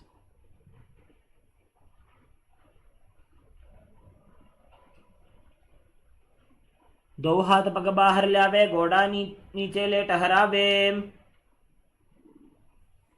Next up is Sumati Asana. Keep your hands underneath the knees, holding onto opposite elbows and cross the right ankle over the left with the toes pointing up.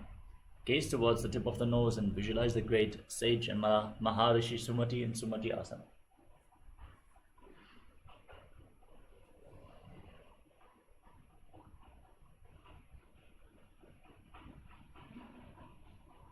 मूलद्वारी धरती परिठाने डावा पग परिदक्षिपद आने. Next up is Dandasana. Extend your legs, interlock your fingers and raise your arms up with the wrists pointing outwards.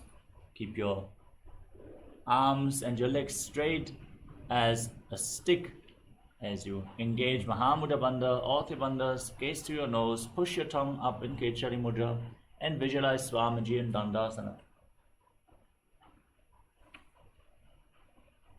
इदानीं गर्भिणीनां योगाभ्यासो यथा लघु सुखप्रसवलाभाय प्रोच्यते प्राक्तने पथि.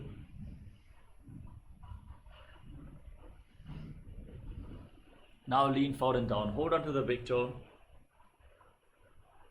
The big toe is in Prana Mudra. And bring your head down towards your knees as you Visualize Swamiji in your inner space. Inhale through one nostril and exhale through the other alternatingly in Nadi Shodhana, cleansing Ida and Pingala Nadi, the main nadis along your spine in Arambhasana. दोवो पग मिलिवा पसारी पगा का अंगूठा पकड़ी लीला टकोड़ा लगावे. Next up is Bidokasana. Now separate your feet and slightly raise your knees. Bring your hands below the shins and hold on to the soles of the feet from the outside. As you lean forward and down, place your head on the mat, gaze to your third eye and visualize Swamiji in Bidokasana.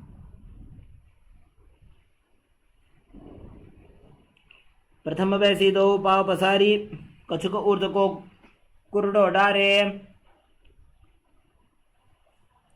Now bring your heels together, keep your toes apart, scoop your hands below the shins and lean down, placing your chin on the heels. Gaze towards the tip of the nose and visualize Swamiji in Jalandhari Pavasana. दो वेड़ी मैली के दीजिए हाथ पसारी. Now rise up, extend your legs forward and now lift one leg up behind your neck and lean forward and down, holding onto the front foot with both hands. If you cannot bring the leg over top and behind your head, you can bring it over your shoulder or pull it towards your chest or even cross it over top of the opposite knee. Open up your hips. Then lean forward and down and hold onto the front foot, breathing in Pratyahara Pranayama. Focus on the upward flowing of the prana to 9 points of the body as revealed by Mahadeva, starting with the soles of the feet through the regenerative organs, the navel, the heart, the throat, the uvula, the center of the eyebrows, the top of the forehead, all the way to the Brahmaranda, the crown of your head. Feel the upward surging prana in Pratyahara Pranayama as you visualize Swamiji in Urdhva Paschimottanasana.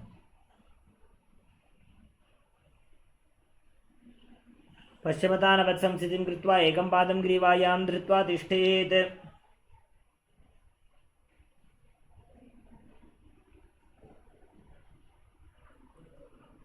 Amazing to see. Ma Suganyana Sarupini actually brings the leg behind her head and leans forward and down.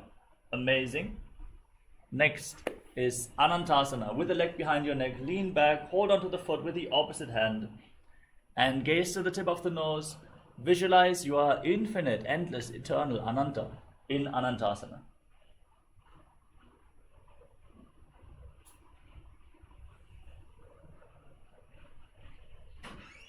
उत्तानशयनी एकैकं पाजी ग्रीवायां विन्यस्य.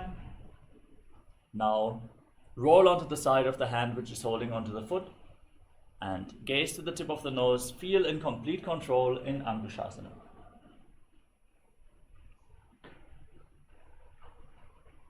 उत्तानशयितः एकैकं पादं ग्रीवायां कुर्वन्.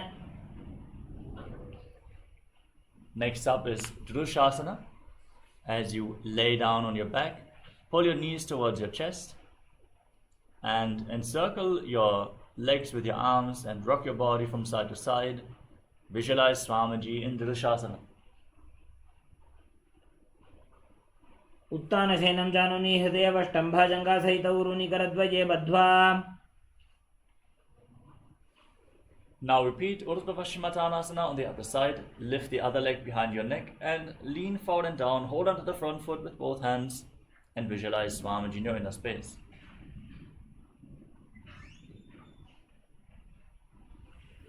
पश्चिमतानवत् संस्थितिं कृत्वा एकं पादं ग्रीवायां धृत्वा तिष्ठेत्. Now lean back with the leg behind your neck and hold onto the foot behind your head as you gaze to the nose and visualize your infinite, endless, eternal Ananta in Anantasana. उत्तानशयनी एकैकं पाजी ग्रीवायां विन्यस्य. Now roll onto the side. Keep holding onto the foot behind your head. Gaze towards the tip of the nose and feel in complete control in Ankushasana.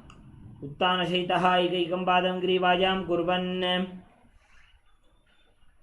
Next up is Yoga Nidrasana. Now lay on your back And one by one, lift the feet up behind your head.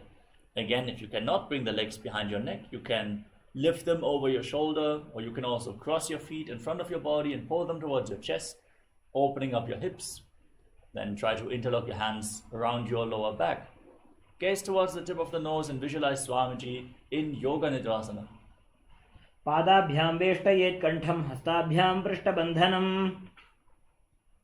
Now move your arms up behind your neck and interlock your fingers behind your head as you gaze to the tip of the nose and visualize Lord Vishnu is blessing you from within in Atmaramasana. पादाभ्यां वेष्टयेत् कंठं हस्ताभ्यां पृष्ठबन्धनम्. Next up is Kochikasana. Now lay on your back and extend your arms out at the side at shoulder level. Pull your knees towards your chest and raise the soles of the feet facing up. Gaze up towards your third eye as you visualize Swamiji in Kochikasana. दो हाथ सीधा सा करे तेने सो बेसफा करे. Next up is the Jatara Parivriti. From this pose, drop the left knee to the side and extend the right leg straight down. Turn your head to the right. Then bend both knees to the left. Extend both legs to the left, hold on to the toes and gaze away from the feet. Then return to the center position. Pull your knees against your chest. And now drop the right knee to the side, extend the left leg straight down. Bend both knees to the side. Extend your legs to the side, hold on to the feet, and turn your head in the opposite direction. Visualize Swamiji in Jatara Parivriti 1, 2, and 3. परिवृत्ति कुक्षि भागे त्रिधा हि परिकीर्तितः बद्धकोणं सुप्तकोणं ऊर्ध्वकोणमथापि च. Next up is the Dviparapitam. As you lay on your back, place your feet flat and hold on to your ankles. Now contract your perineal floor and lock your throat. Hold your breath intensely and for a long time in Mocha Kumbhaka. As you raise your hips up high, gaze to the tip of the nose and visualize yourself as sturdy as a bridge in Dviparapitam. प्रतिक्रियायुतं द्वन्द्वपीठ सर्वबलप्रदम्. Now bring your hands over top of the respective shoulders and place your hands on the mat, fingers pointing towards your feet. Raise your hips up high off the ground and walk your hands and feet closer together if you want to bring your hips even higher. Breathe calmly through your nose. Lead the prana along your spine in Sahaja Kumbhaka as you visualize yourself as sturdy as stone furniture in Paryankasana. उत्तानशयेन वस्तुतलाभ्यां भूमिं वष्टभ्याम्. Now gently lower your legs down. Lower your body down on the mat. Pull your knees up towards your chest and hold on to the respective shoulders with your hands as you move your hips in a circular motion. Visualize yourself as a dog, playfully rolling around on your back in Shvotanasana. शोच शरीरं संस्थाप्य जानुनी संमील्य नाभुवानीज.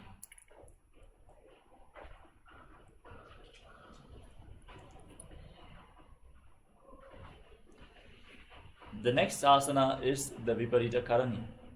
Now raise your legs and raise your hips off the ground. Point your toes up towards the sky.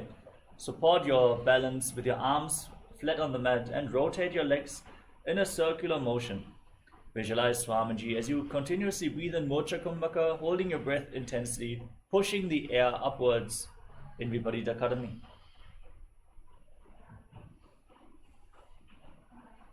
भूतले सशिरो दत्वा खेनये चरणद्वयम्. Now stop the movement of your legs. Point your toes up towards the sky, straighten your body in Viparita Karani 2. करणी विपरीताख्या सर्वाधिव्याधिनाशिनी नित्यम अभ्यासयुक्तस्य जठराग्निविवर्धनी. Now drop your feet down over top of your head, touch your toes to the mat and interlock your hands behind your back in Parusha Mudra. Push your hands into the ground as you visualize yourself as a plow in Langadasana. नरकासने स्थित्वा नासिका प्रदेशे भूमोपादपृष्ठे स्थाप्य. Next up is Shaita Paschimottanasana. Now hold on to your feet over top of your head and visualize Paramashiva in your inner space. Internally chant Om Nityananda Paramashivoham, for this is one of the 84 asanas revealed directly by Lord Paramashiva himself. Shaita Paschimottanasana. तानं शयित्वात् कुर्वीत शयितपश्चिमतानकम्. Next up is Supta Konasana. Now holding onto the feet over top of your head, separate your legs wide to the side. Keep your hips above the shoulder level for balance and visualize Swamiji in Supta Konasana. परिवृत्य कुक्षि भागे त्रिदाहि परिकीर्तितः. Next up is Chakrasana. Now hold onto your ankles and join your feet back together, then roll onto your back. Keep your arms and legs straight, visualizing yourself as a chakra or wheel in Chakrasana. शवासनस्तद्वौ पादौ कुर्यान्मस्तकतः परौ. Next up is Supta Prasarita Parangushtasana. Laying on your back, extend your legs up vertically, hold on to the big toes in Prana Mudra, and then separate your legs wide to the side. Visualize Swamiji in your inner space. As you breathe in Ujjayi Pranayama, make an ocean-like sound from your throat in Supta Prasarita Parangushtasana. उत्तानपादं क्रौञ्चं च मरीचिं वीरभद्रकं नटराजं त्रिकोणं च सुप्ताङ्गुष्ठप्रसारणे. Now join your feet back together. Keep holding on to the toes. Keep your arms and legs straight. Stretch your hamstrings as you visualize Swamiji in Supta Parangushtasana.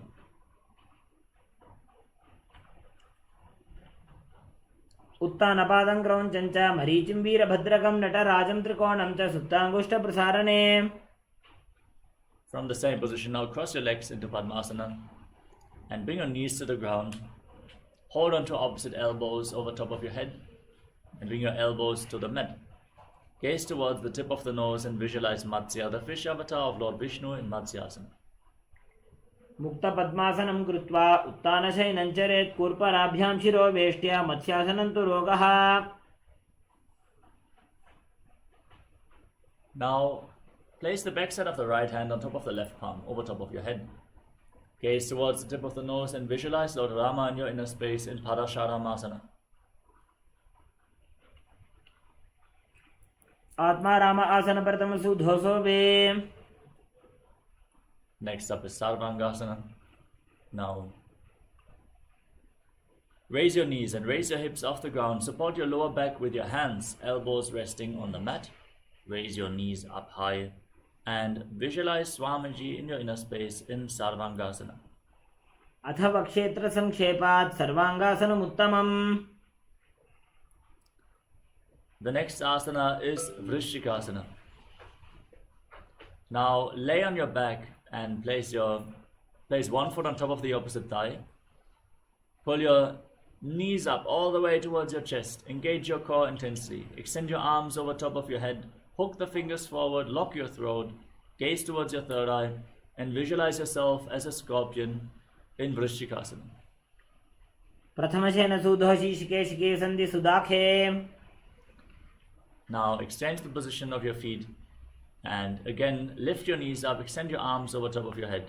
Repeat Vrishikasana, the scorpion posture on the other side. प्रथमशेन सुधो शीशिके शिके सन्धि सुदाखे. Nityanandam, thank you for watching, and if you found the video enlightening, please give it a like, share it with your loved ones, and subscribe to stay connected with us. don't forget to click the bell icon to receive the notifications.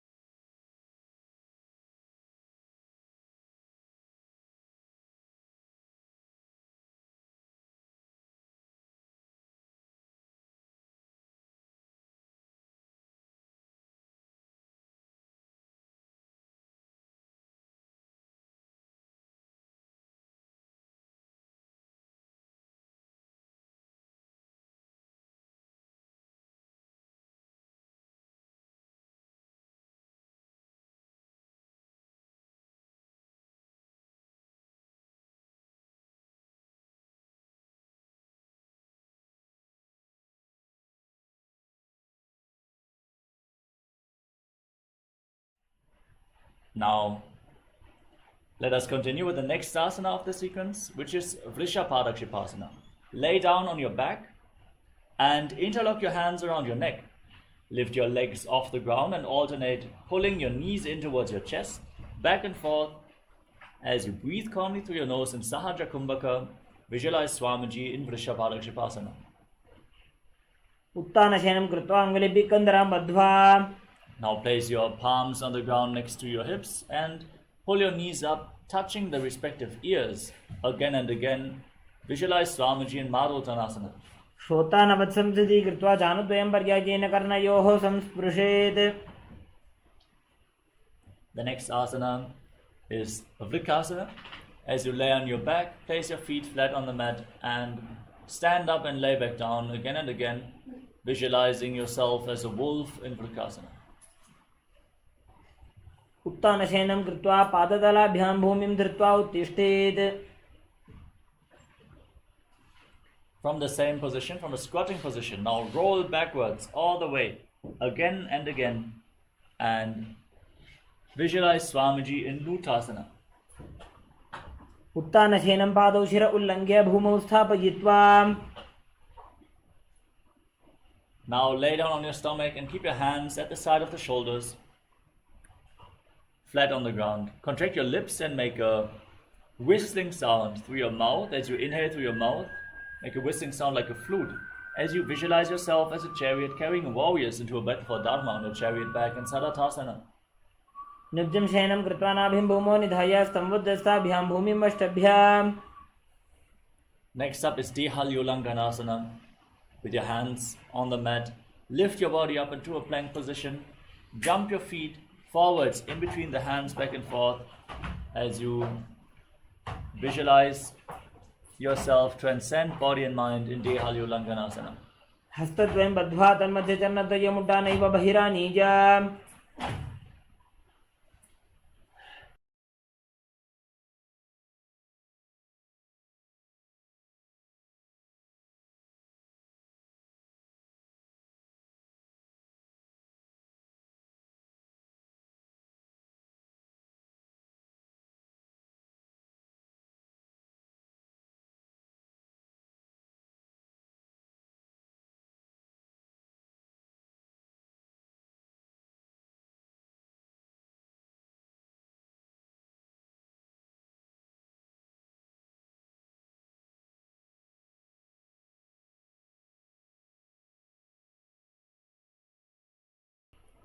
The next asana is Jatyasana.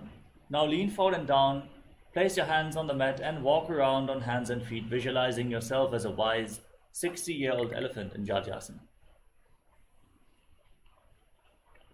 अथ जात्यासनं वक्षे येन जातिस्मरो भवेत्. Next up is Lolitika Karana. From Arimandi position, heels together, toes pointing outwards and knees bent. Raise your arms up to shoulder level and rotate your arms around your body. As you move your head in all directions, open up your chest intensely in Lolitika Karana. अथ सर्पासनं वक्षे वायुपाणाय केवलम्.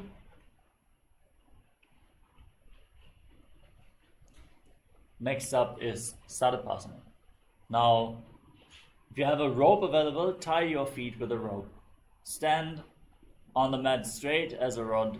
Keep your elbows close to your waist, your hands on your thighs. And visualize your Kundalini Devi as rising and curling upwards around your body like a serpent in Sarpasana. अथ सर्पासनं वक्षे वायुपाणाय केवलं शरीरं दण्डवत् तिष्ठेत् रज्जुबन्धस्तु पादयोः. Now lean forward and down. Hold your toes from the front with your hands and fists, visualizing yourself as a camel as you walk around in Ushtrasadhanasana. मुष्टिकनिष्ठिका प्रदेशेन भूमौ निधाय. Hold the toes from the side and walk around on the mat like a horse in Ashvasana. मुष्टिकनिष्ठिका प्रदेशेन भूमौ निधाय उपरि पादतले संस्थाप्य. Now stand with your heels touching, toes apart, your hands interlocked behind your back, lean back, breathe deeply through your nose as you visualize yourself as a soaring bird diving in Kapota Nitakasana. पादतले भूमौ निधाय पृष्ठभागेन हस्तोजङ्घापर्यन्तं नीत्वा. Next one is Tala Pushpa Putam Karana. Stand in Arimandi with your hands in Namaskara Mudra. Bow down to each side. Open up your hands and raise the respective heel. Visualize yourself offering a bouquet of flowers to Paramashiva and Tala Pushpa Putam Karana.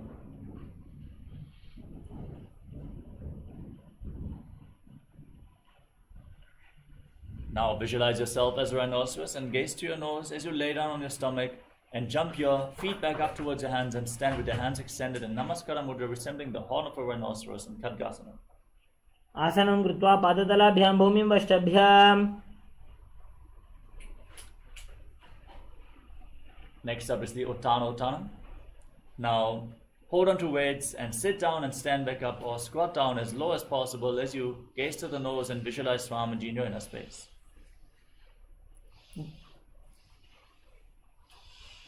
Punah punah uttatavyam asitavyam iti uttanottanam bhavati.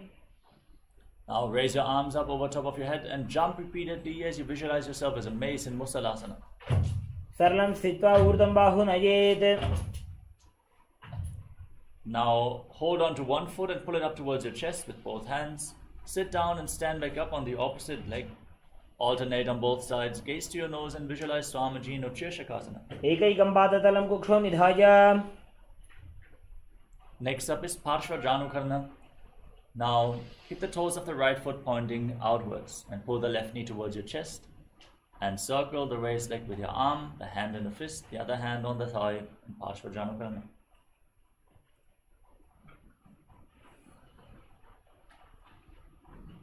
Next up is Tandavasana. Now extend your arms and the left leg forward. Sit down and stand back up, visualizing yourself fiercely dancing as Lord Shiva. Ekena padena sthatavyam tandavasanam bhavati. Next up is Brahmanasana. Now lift the left foot towards the inner right thigh and keep your hands by the knees, visualizing Lord Brahma is blessing you from within. Brahmanasanam avakshe jitkritva brahmano bhavet. Now bring the left leg over and around the right knee and tuck the toes behind the calf. Bring the left arm below the right and join your hands in Namaskara Mudra as you visualize yourself as Lord Garuda in Garudasana 3. Uttana kurma pidham cha saimhasgarudam eva cha. Now place the left foot on the right thigh and keep your hands by the knees, visualizing Swamiji in Ekapadasana. Dakshang vama padasya janghopari nidhaya cha. Next up is Dhruvasana. Hold on to the big toe of the left foot and extend the left leg out to the side. Rotate quickly on the standing leg, visualizing yourself as the North Pole Star in Dhruvasana. Ekena hasyena dandarupasya ekasya padasyagram dhrutva. Next up is Trivikramasana. Now lift the left leg behind your neck. Stand tall, sit down and stand back up, visualizing Lord Vishnu is blessing you from within in Trivikramasana. Grivayam padam samsthapya sthatavyam uttatavyam trivikramasanam bhavati.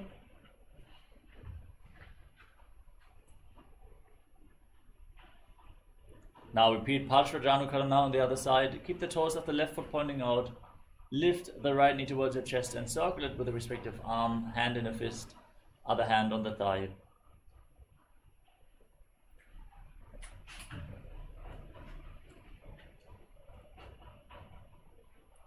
Next up is Tandavasana on the other side. Now extend your arms, extend the right leg forward. Sit down and stand back up, visualizing yourself fiercely dancing as Lord Shiva in Tandavasana. Ekena padena sthatavyam tandavasanam bhavati.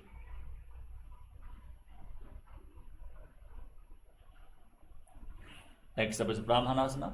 Lift the right foot towards the inner opposite thigh with the heel close to the perineum, hands by the knees. Visualize Lord Brahma is blessing you from within in Brahmanasana on the other side. Brahmanasanam avakshe jitkritva brahmano bhavet. Now lift the right leg over and around the left knee, tuck the toes behind the calf, and join your hands in Namaskara Mudra in front of your heart center as you visualize yourself as Lord Garuda in Garudasana on the other side. Uttana kurma pidham cha saimhasgarudam eva cha.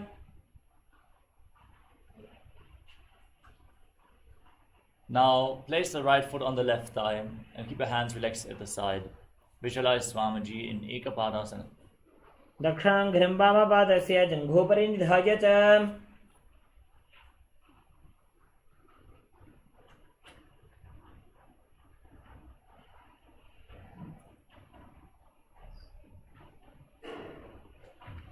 Now hold onto the big toe of the right foot and extend the leg out to the side as you rotate quickly on the standing leg.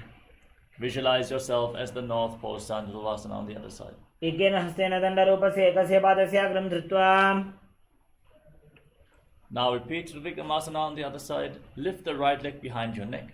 Stand tall, sit down and stand back up. Visualize Lord Vishnu is blessing you from within. ग्रीवायां पादं संस्थाप्य स्थातव्यम् उत्थातव्यं त्रिविक्रमासनं भवति.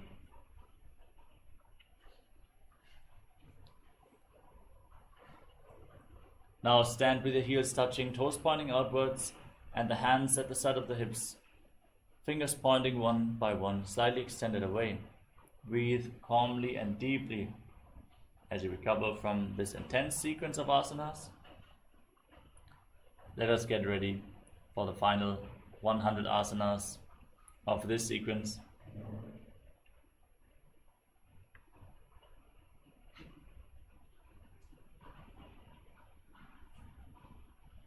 Starting off with Godak Anjali Asana.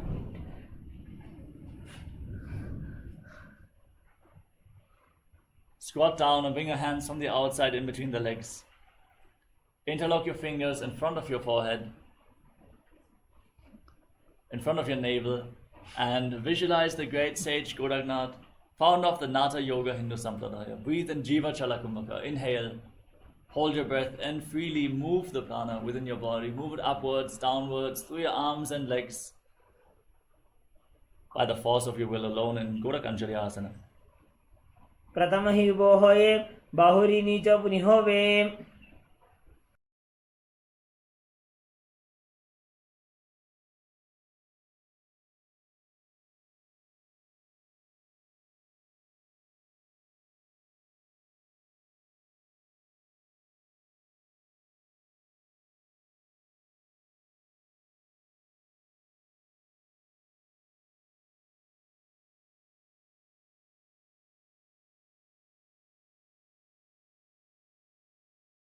Next up is Kanchi Asana. From a squatting position, interlock your hands around your lower back and visualize Swamiji in your inner space.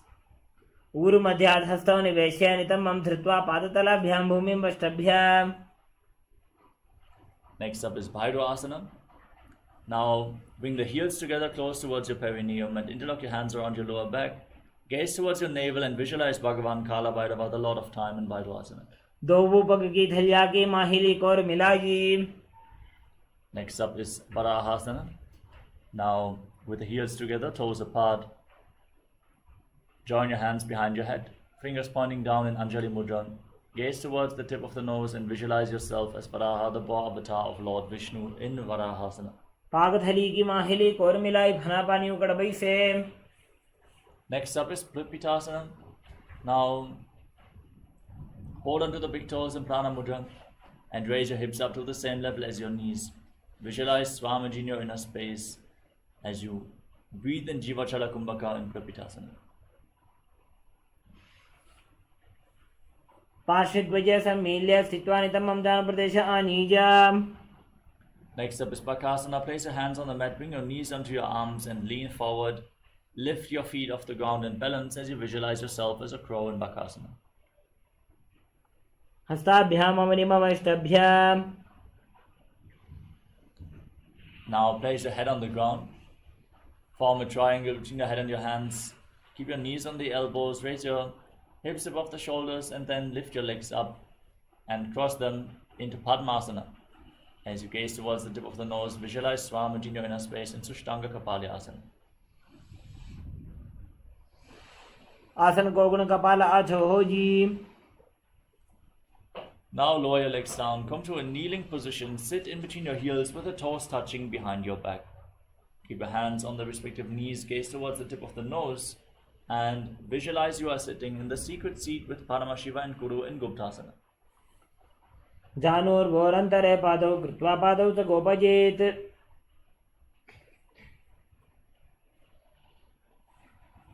The next asana is Vrikshasana 2. Now place your hands on the mat and raise your legs up into a handstand. Everyone should perform this asana to purify all 7 chakras. Lean against the wall for support. as you visualize yourself as a tree with deep roots growing into the ground in Vrikshasana. सप्तचक्रक्षालनाय vrikshasana विशेषकान्. Move your hands and feet close together, gaze towards your third eye and visualize Tejas. Shining light is flowing towards your third eye, rejuvenating your body, bringing divine radiance to your being in Shivo Asana. दोबू पग जोड़ी माही Gulf मिलाए. Now place your hands on the ground, shoulder width apart. Step your feet back into a plank position, then lower your body down towards the mat and push yourself back up again and again, visualizing yourself as a fish in Matsyasana. निब्जं शयनं गुरुपरपार्श्वभागाय मूर्तकृत्य. Now place your hands on the hips and lift your head and chest from side to side as you visualize and move your body like a snake in Sarapasana. निब्जं शयनं कृत्वा हस्तौ नितम्बं संस्थाप्य. Now place your elbows on the ground in front of you, join your hands in Padma Mudra and rest your chin on your hands. Place the top of the feet flat on the mat and feel your body is without any external support in Niralambanasana. कराभ्यां पङ्कजं कृत्वा तिष्ठेत् गुरुपरयासुधीः.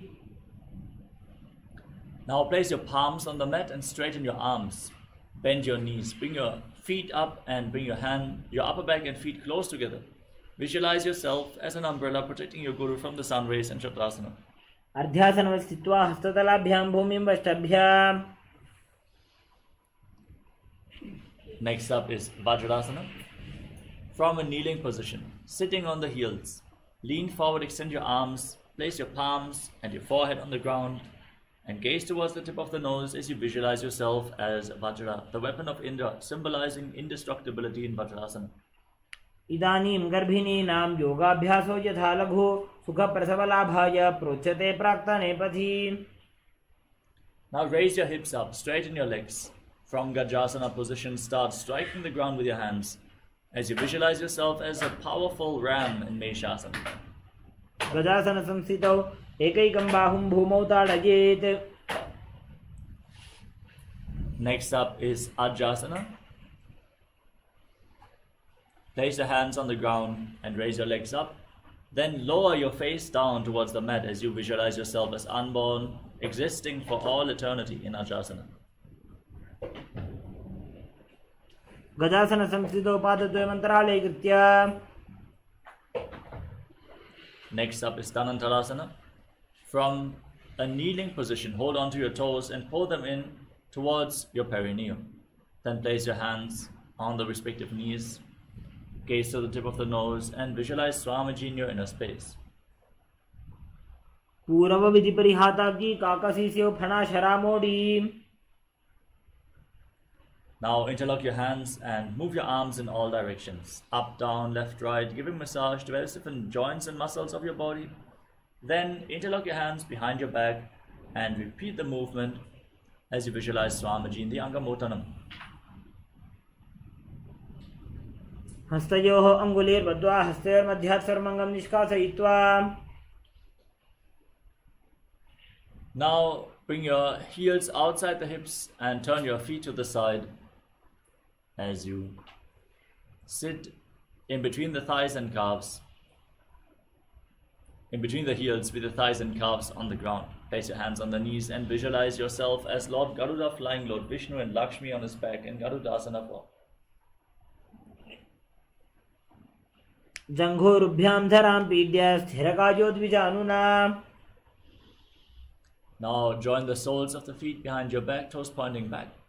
Bring your knees wide apart and hold on to your ankles as you bring the front of your buttocks on the mat in front of your heels. Gaze towards your third eye and visualize yourself residing in the blissful space of a temple in Ananda Mandirasana.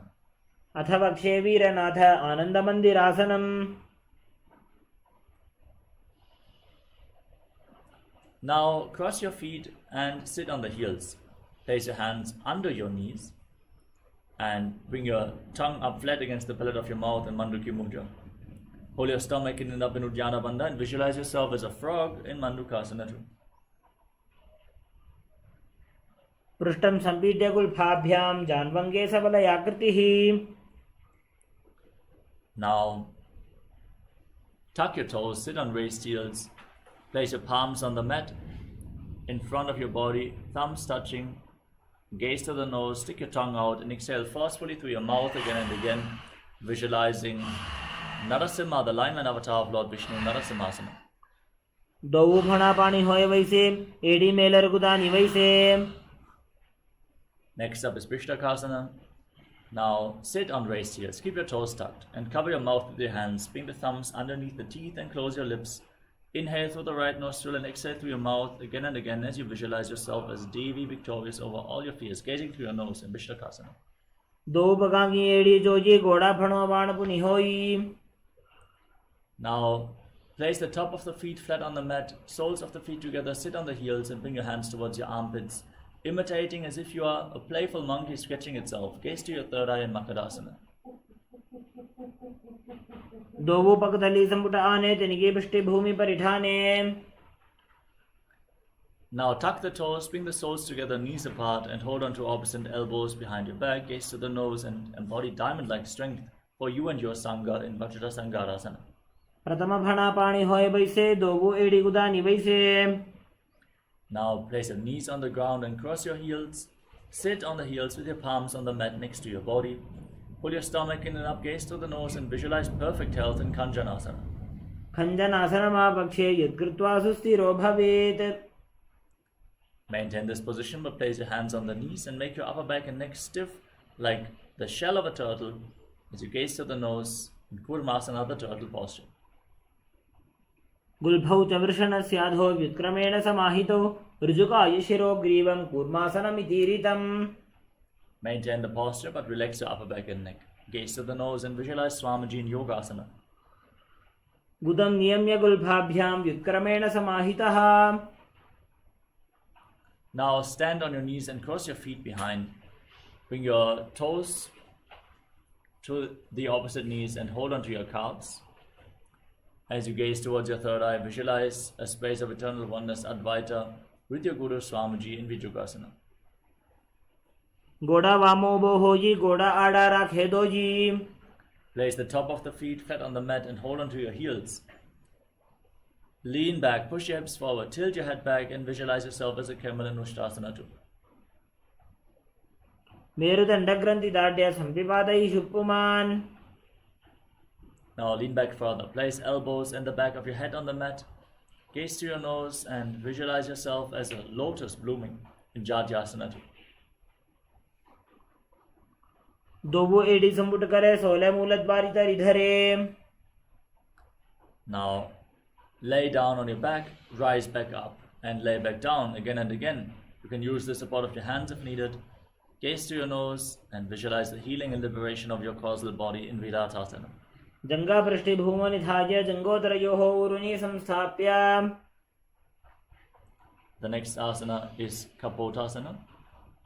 Now lean back and bring your hands over top of your shoulders. Place your forearms on the ground, hold onto your feet and bring your head in between the heels as you visualize yourself as a beautiful dove. मेरुदंड ग्रंथि दाढ़्य संपिपादयि शुपुमान. Next up is Varasana. Now stand on your knees. Keep the toes tucked behind your back, hold onto opposite elbows, gaze to the tip of the nose. This is the boon fulfilling posture. Receive your boon from Paramashiva and Varasana. जानुनि भूमो संस्थाप्य हस्ताभ्यां बाहु परस्परं धृत्वा. Now sit down on raised heels and place your forearms on the ground in front of your body. Rest your head on your hands and visualize yourself as Varaha, the boar avatar of Lord Vishnu in Varahasana. सूर्यं चन्द्रं भेदनानि आसनानि निकथ्यन्ते. Now, with your hands, forearms on the ground, elbows shoulder width apart, hands interlocked, place your head on the ground supported with your hands and raise the hips into another inverted posture. Kick your legs up into a headstand as you gaze toward the tip of the nose. Breathe calmly through your nose and visualize yourself as a log tree in Mundasana. अधो मुंडासनं वक्षे सर्वेषां प्राणिनां सुखम्. Now lower your legs down, Come to a kneeling position. Sit on your heels with the knees apart and lean forward and down. Bring your head in between the knees. Hold onto your head with the elbows outside the legs. Inhale through your nostrils and exhale through your mouth as you visualize Swamiji in Andhasana. प्रथम पग धरी सिमट हरावे कोरमा हिली उभे मिलावे. Now lay down on your stomach, extend your hands over top of your head. Lift your arms, your chest and your legs off the ground and hold as you visualize yourself as a locust in Viparita Shalabhasana. छलभासन भेदाश्च नटभेरुंड नामके. Now place your hands on the ground next to your hips and place your forehead on the mat. Lift your legs up and visualize a skull in Kapalasana, the skull posture. कपालं भूमो निधाय ऊर्ध्वं पादो नजेत्. Now kick your legs up over top of your body. Place your feet on the mat in front of your face if you can and visualize yourself as a free and open dove in Akasha Kapotasana. उष्ट्रासने स्थित्वा चरणौ भूमेरुत्थाप्य मस्तकोपरि नीत्वा.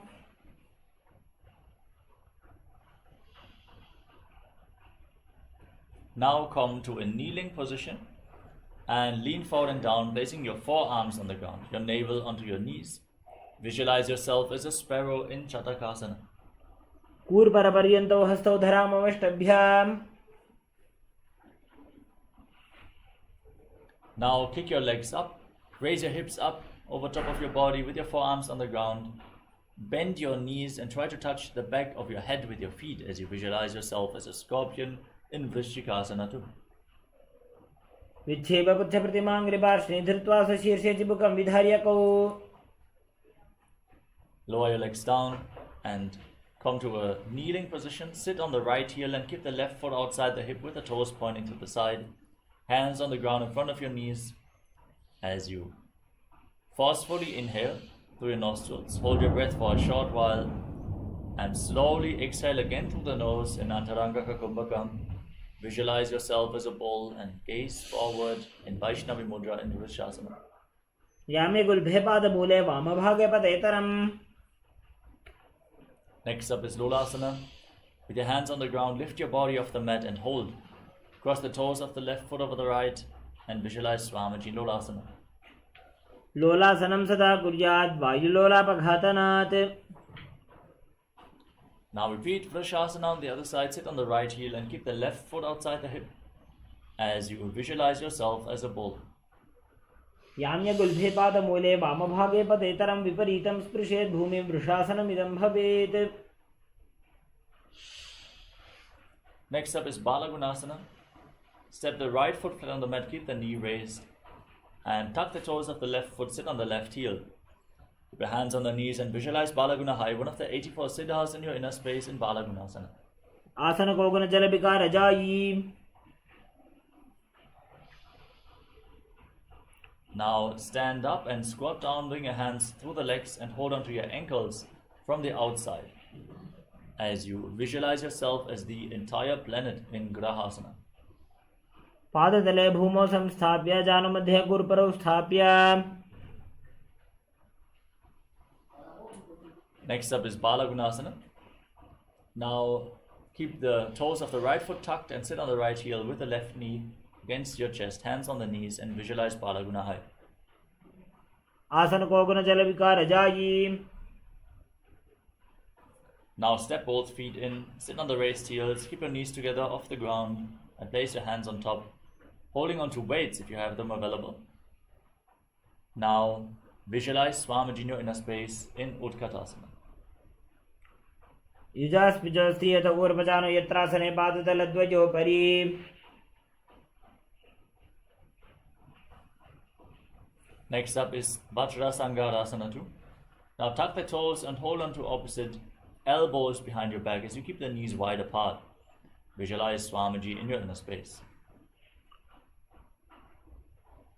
प्रथम फणापाणी होय जैसे दोगो एड़ी गुदानी वैसे. Next up is Anilasana. Place your palms on the mat and step your heels on top of the hands as you gaze to the tip of the nose and Visualize you are able to live off of air alone in Anilasana. दो हाथ भूमि पर ठाने कहुनी जाड़ी नाभि लगाने. Now, place the back of your hands on the mat and step your feet onto your palms. Wrap your hands around the feet like shoes and start walking around on your mat, visualizing yourself wearing padukas, walking all across India. हस्ततलयोः पादतले कृत्वा तिष्ठेत् गच्छेत् पादुकासनं भवति. Now place your palms on the mat and kick your legs up and let them fall back down again and again, visualizing yourself as a rooster in Kukkutodhanasana. हस्ततले भूमौ कृत्वा पादतले च ऊर्ध्वमुड्डानं कृत्वा. Next up is Viparita Nrityasana. With your hands on the ground, lift your legs up into a handstand and dance around, feeling yourself become free of all inhibitions in Viparita Nrityasana. हस्ततलाभ्यां भूमिं वष्टभ्य ऊर्ध्वपादाग्रे कुर्वन्. Next up is Kunjarasana. Now separate your feet and place one hand on the ground, the other hand to the respective ear. Visualize Swamiji and feel the grounding effect of this asana. अथ पक्षे Mahadev कुञ्जरासनमुत्तमम्. Exchange the position of your hands. Repeat Kunjarasana on the other side. अथ पक्षे Mahadev कुञ्जरासनमुत्तमम्. Now squat down with your heels together close towards your perineum and hold on to your ankles. Lift your toes and your buttocks off the ground and balance on your heels as you visualize yourself as a Kadamba tree, a pious tree that promotes a long life in Kadambasana. पार्श्विभ्यां भूमिं वष्टभ्य हस्तद्वयेन गुल्फौ धृत्वा. Next up is Pavanamuktasana. Now step the feet flat on the mat and pull your knees towards your chest with your hands. Breathe deeply against your thighs. Open up your chest and the lower back. Visualize any excess vata being released from or balanced within your system in Pavanamuktasana. द्वयोः सुपादयोः पाणिं लात्वा स्वनितम्बके. Next up is Chakorasana. Now lift the right leg behind your neck. Keep your hands at the side of the body. Keep the left leg extended and lift your entire body off the ground as you gaze to your third eye and visualize yourself as a powerful source of energy. पूर्वतानं चतुष्पादपीठं वज्रासनं तथा. Now hold on to the big toes and pull the right foot towards your ear. Keep the left leg extended, visualizing yourself as a bow in Dhanurasana too. पादाङ्गुष्ठौ तु पाणिभ्यां गृहीत्वा श्रवणावधि. Now lift the right leg over top of the respective shoulder and hook the left foot on top of the right. Extend your legs out to the side. Lean forward and balance on your arms as you visualize yourself as a flying crane in Ashtavakrasana. वासिष्ठमथ कौण्डिन्यम् ऊर्ध्वकुक्कुटमेव च. Now place the right foot flat on the mat and bring the left foot on top of the right thigh. Bring the right shoulder underneath the raised knee. Push the left knee to the ground and gaze up, visualizing yourself immortal and able to exist solely on Prana and Pranasana. एतत् प्रभेदं वक्ष्यामि करोति यः चामरः. Now bring the left foot outside the right hip and step the right foot over the left knee. Twist your left elbow outside the raised knee, bring the hand below, and interlock your hands behind your back as you gaze to your third eye, visualizing Sage Matsyendranath and Parshvamatsyendrasana. पार्श्वाभ्यां धृततेजास्तु पार्श्वमत्स्येन्द्रमुत्तमम्.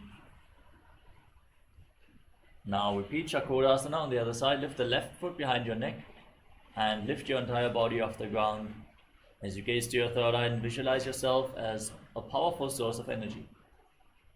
पूर्वतानं चतुष्पादपीठं वज्रासनं तथा. Now hold onto the big toes and pull the left foot towards your ear as if you're pulling a bowstring, visualizing your body as a bow in Dhanurasana 2 on the other side. पादाङ्गुष्ठौ तु पाणिभ्यां गृहीत्वा श्रवणावधि. Lift the left foot over top of your shoulder and hook the right foot over top. Extend your legs out to the side and balance on your arms as you lean forward and visualize yourself as a flying crane in Ashtavakrasana on the other side. वासिष्ठमथ कौण्डिन्यम् ऊर्ध्वकुक्कुटमेव च. Place your left foot on the mat and the right foot on top of the left thigh. Bring your left shoulder underneath the raised knee And gaze towards your third eye as you visualize you're immortal and able to exist solely on prana and pranasana on the other side. एतत् प्रभेदं वक्ष्यामि करोति यस्य चामरः. Now bring the right foot outside the left hip and step the left foot over the right knee. Bring the right elbow around the raised knee with the hand below. Interlock your hands behind your back and gaze towards your third eye as you visualize Sage Matsinath, the master of Hatha Yoga, in Paramashivoham.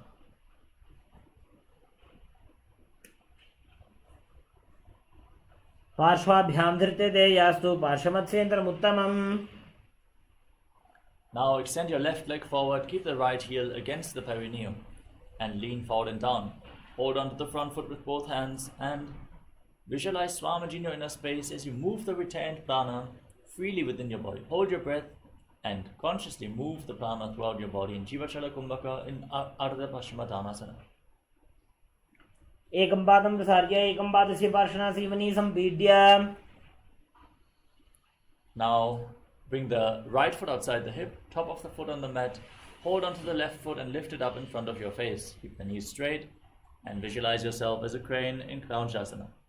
उत्तानपादं क्रौञ्चं च मरीचिं वीरभद्रकं नटराजं त्रिकोणं च सुप्ताङ्गुष्ठप्रसारणे. Now bring the left foot against the perineum, the right leg extended forward, lean forward and down, hold onto the front foot with both hands and visualize Swamiji in Ardha Paschimottanasana on the other side. एकं पादं प्रसार्य एकं पादस्य पार्श्वनासीवनी सम्पीड्य.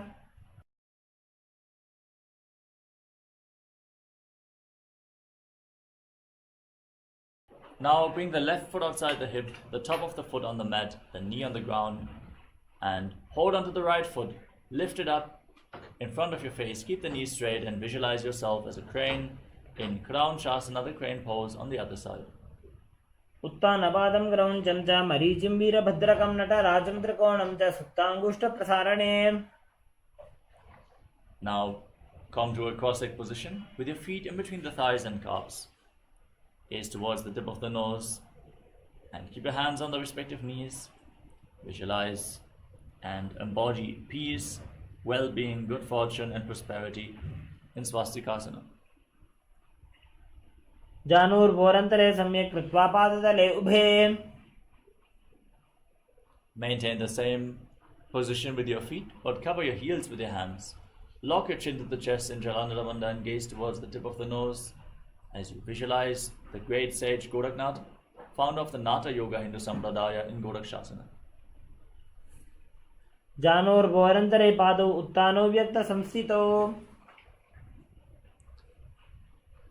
Next up is Bhagasana 2. Now place the left heel against the perineum and place the right foot on top of the left thigh. Gaze towards your third eye, visualize Swamiji in your inner space. Meditate on Arihanta. Meditate on the Enlightened One, the Avatar. As you inhale and hold your breath, close your lips with little and ring fingers, your nostrils with the middle fingers, your eyes with your index fingers, and your ears with your thumbs. In Shanmukhi Mudra, in Bhagasana 2. वामपार्श्वगुदं स्थाप्य दक्षाङ्घ्रिवामजघने.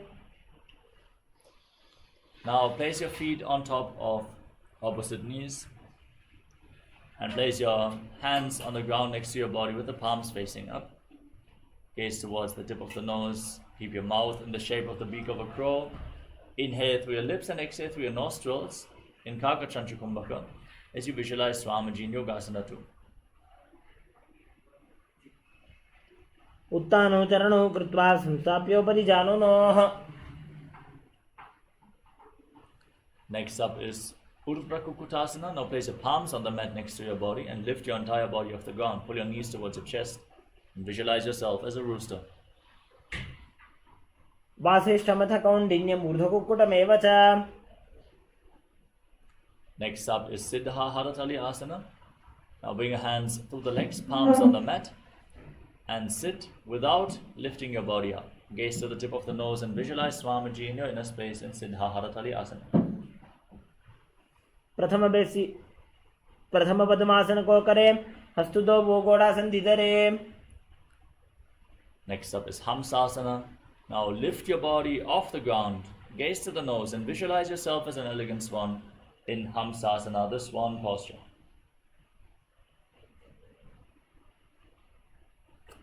कुक्कुटासन स्थित्वा स्कन्धपर्यन्तं ऊरूनि नीत्वा. Next up is Karmakasana. Now lean forward and push your hands through the legs. Interlock your hands behind your back as you place your forehead on the ground. Visualize yourself as Pinaka, Lord Shiva's bow in Karmakasana. प्रथम पद्मासन को करें, घोड़ा संधि माही कर इधरे. Now rise up and come to the front of your yoga mat with your legs in Padmasana. Bring the hands through the legs and bend your elbows up. Hold on to your shoulders with the respective hands and visualize yourself as a turtle with a stable body and mind to live for hundreds of years. Continuously breathe in Kaka Chanshu Kumbhaka in Kurmasana 2.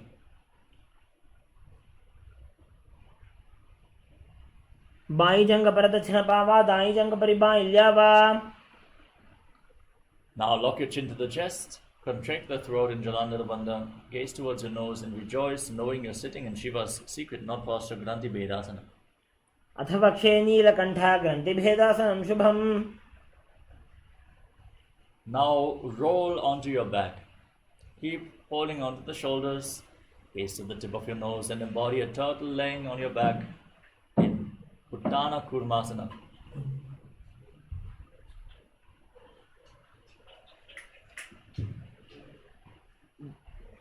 Kukkutasana बन्धस्थं कराभ्यां धृतकन्धरम्. Now kick yourself back up, sit in Padmasana. And bring your hands through the legs, place one palm on the mat and hold its wrist with the other hand, lifting your entire body off the ground on one arm and hold, visualizing yourself as a rooster in Pangu Kukkutasana. Kukkutasana स्थित्वा एकेन हस्तेनान्यसं मणिबन्धं धृत्वा. Now exchange the position of your hands, lift your body up on the other arm and visualize yourself as a rooster in Pangu Kukkutasana on the other side. Kukkutasana स्थित्वा एकेन हस्तेनान्यसं मणिबन्धं धृत्वा. Now place your elbows down on the toes and interlock your fingers. Rest your chin on the hands, press your thumbs against your throat and visualize you have gone beyond all greed and covetous in Grittasana. जानोर्भोरन्तरे सम्यक् कृत्वा पादतले उभे.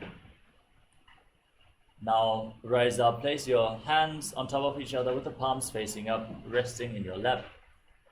Engage Mahamudra Bandha, all three bandhas, gaze towards the tip of the nose and visualize Swamiji in Padmasana 3. उत्तानो चरणो विधाय विधिवत् शक्तिस्थितो योगिरात्. Yes. Call out to Ma Agma Priya, continuously engaging Kaka Chanshu Kumbhaka throughout every single asana, continuously, consciously. Next up is Padmasana 4. Now place your hands on the respective knees, gaze towards the tip of the nose, and visualize Paramashiva in your inner space with 25 heads, 50 hands, and 75 eyes in Padmasana 4.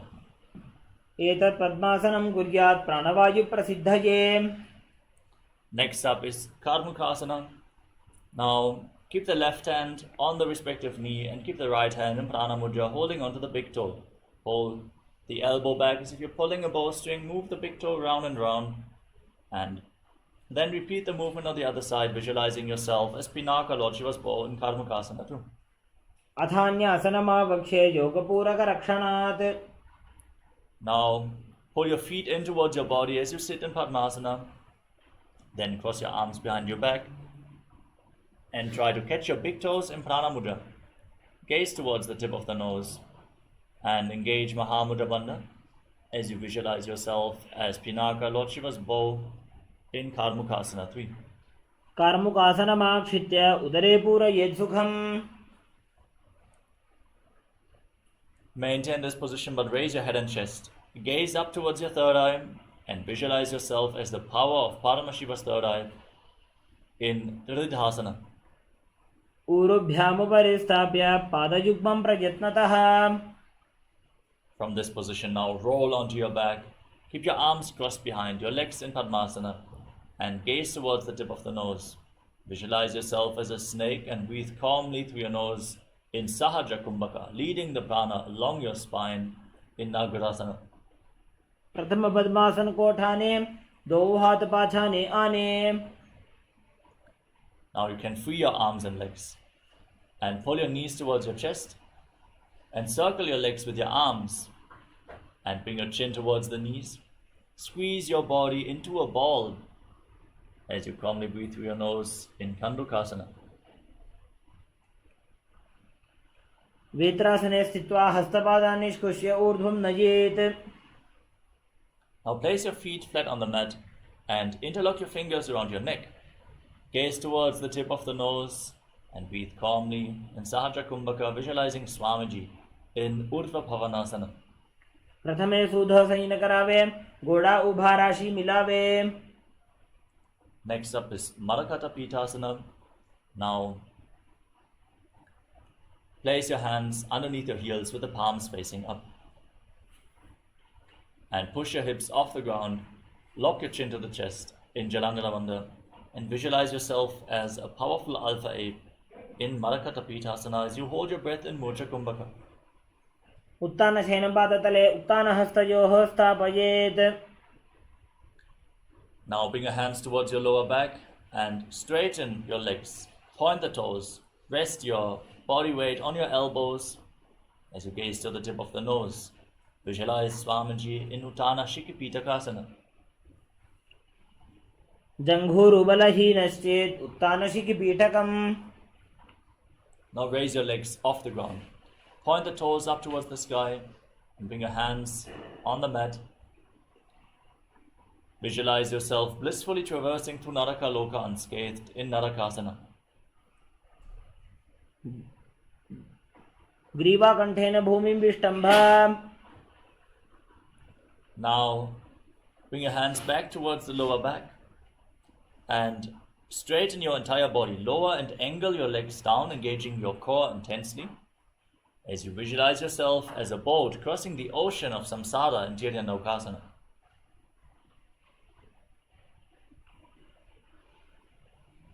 नौकावत् स्थित्वात् ऊर्ध्वं पादाग्रद्वयं नयेत्. Now bring your hands back onto the mat.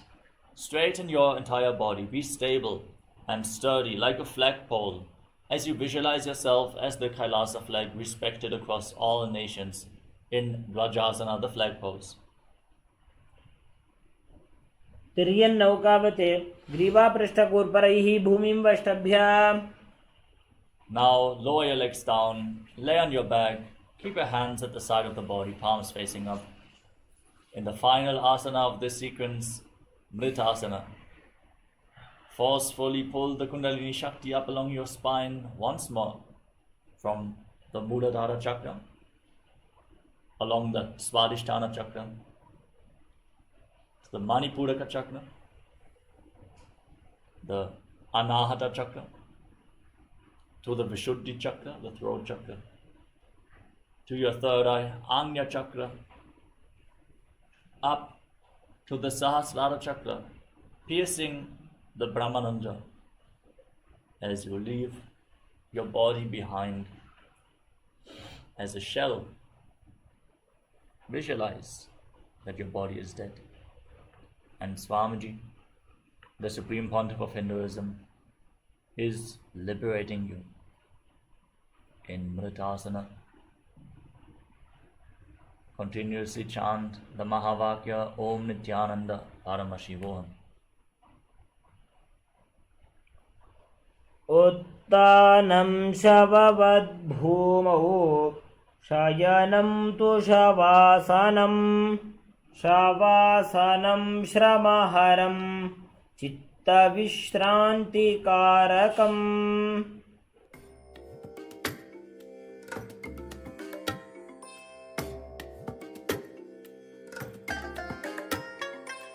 I bless you all.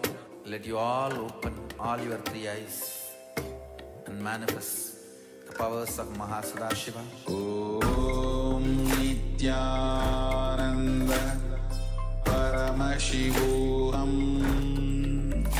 Om Nityananda Paramashivoham. Om Nityananda Paramashivoham.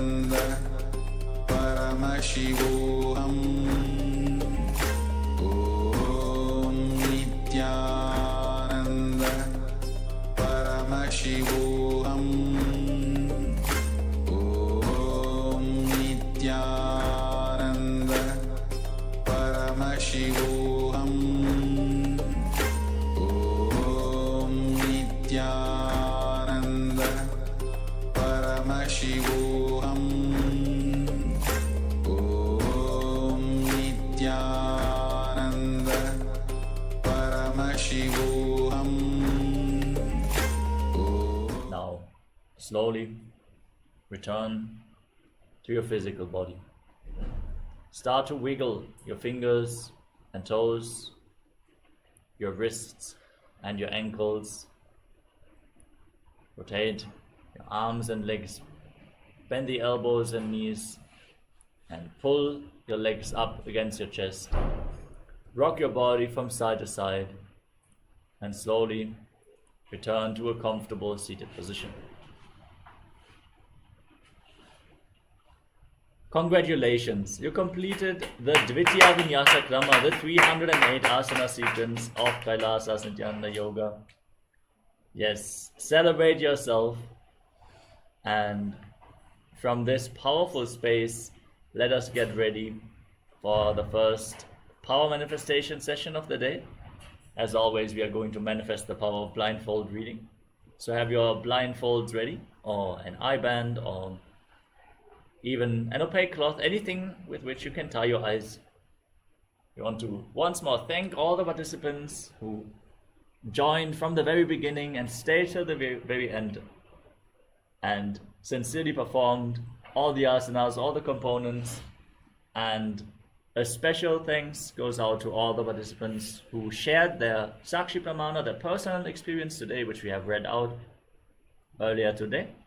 We want to invite all the viewers and all the participants again to share your experience. If you have a breakthrough in the asana sequence, share it vividly, let everyone know, and enrich them about Nityananda Yoga.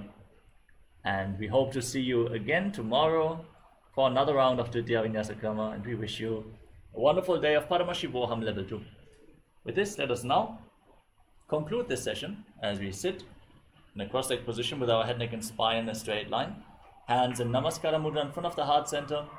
Close your eyes, take a deep breath. Om Tat Sat Sarvam Bhagavat Shri Nityananda Paramashiva Padukarpanamastu. Om Nityanandam. Thank you. Paramashivoham Om Nityananda Paramashivoham Om Nityananda Paramashivoham Om Nityananda Paramashivoham Om Nityananda Paramashivoham.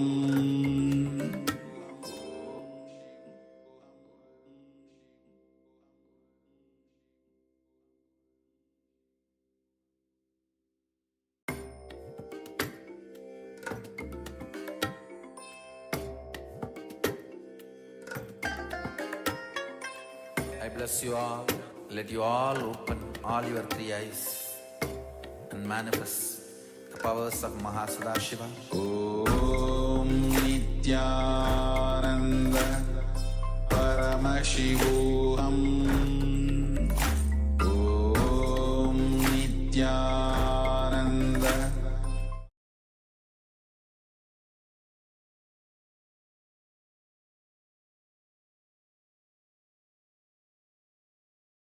Shivoham Om Nityananda Paramashivoham Om Nityananda Paramashivoham Om Nityananda Paramashivoham Om Nityananda Paramashivoham Om Nityananda Paramashivoham Om Nityananda Paramashivoham.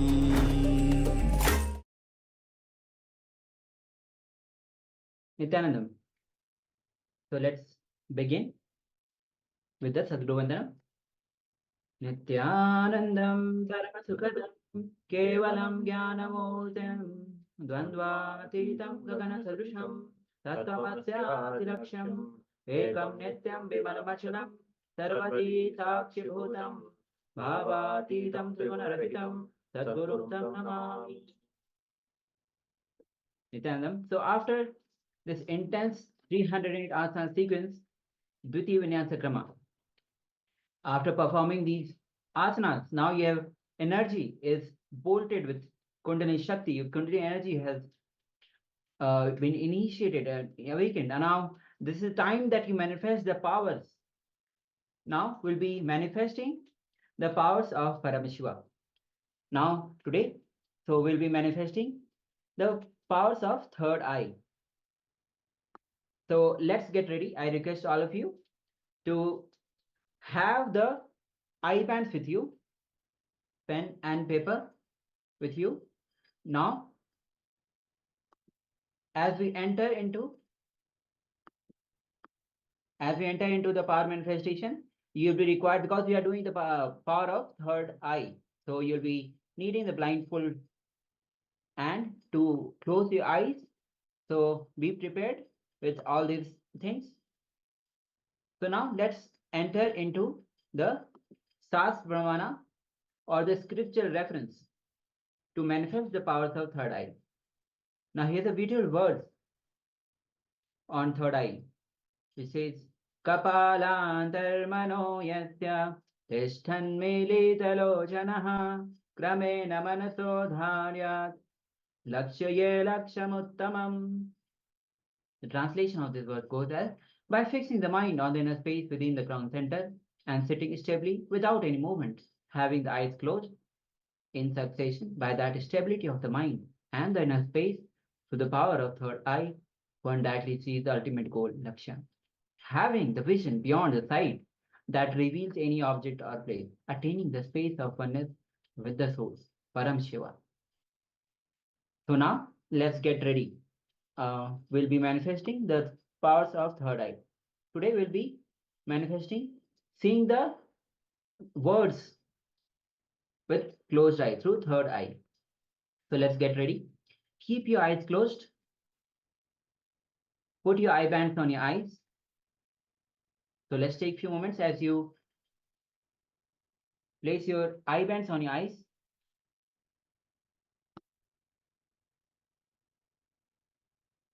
All the participants who are in the Zoom, let's get ready. Put your eye bands on your eyes.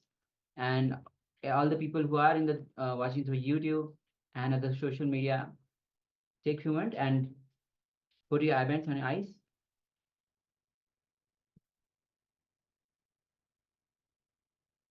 So now, chant Mahavakya, intense Mahavakya, Om Nityananda Paramashivoham. Let Paramashiva flow through you. Let the third eye reveal you what is being. Do not apply your logic. Whatever is being revealed to you through your third eye, let it flow. Let Swamiji reveal through, let it through you. And you'll see you are manifesting the powers of third eye. So let's get ready. Drop any identity that you carry during power manifestation, apart from you being Nityananda Paramsham. You are Nityananda Paramsham. To manifest the state, space, and powers of Paramashiva, chant the Mahavakya, intense Mahavakya. So let's get ready. Now I'll be projecting you words on your screen. Let's manifest the powers. So let's begin. Nityananda Paramashivoham Om Nityananda Paramashivoham Om Nityananda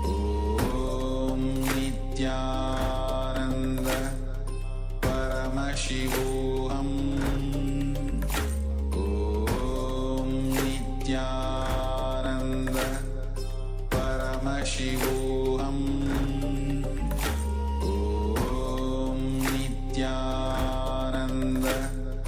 Paramashivoham Om Nityananda Paramashivoham Om Nityananda Paramashivoham Om Nityananda Paramashivoham. Yes. So now you can slowly, very slowly open your eyes and relax. Now pen down whatever was revealed to you through your third eye. Take few moments as you put your answers in the Zoom chat. If you are in the YouTube, comment in the YouTube chat. And if you're in the social media, go on, comment your answers that was revealed to you through your third eye. Now, we'll be verifying. I request all the participants, those who are in the Zoom and in other social media, during the power manifestation, keep your eyes closed with the eye bands. And if you don't have the eye bands, you can use the opaque cloth. So you can be authentic with the power manifestation. So now, let's see and verify what was being revealed, what was being projected, and what was being revealed to you through your third eye. So as you can see, the control the senses. So these are the words that was projected. So please verify what was being revealed to you through your third eye. And if you have already manifested this power, congratulations. And this is just the start. Throughout the day, whole day, we'll be manifesting more multiple power manifestation. See, the power manifestation happens when there's a cognitive shift happens inside you. When the powerful cognition clicks inside you, it manifests as power. And when there is a cognitive shift happens inside you, you manifest powers inside and outside. So let's we'll be moving to the second round. So let's be authentic to it. Now, again, slowly, very slowly, close your eyes with eye bands.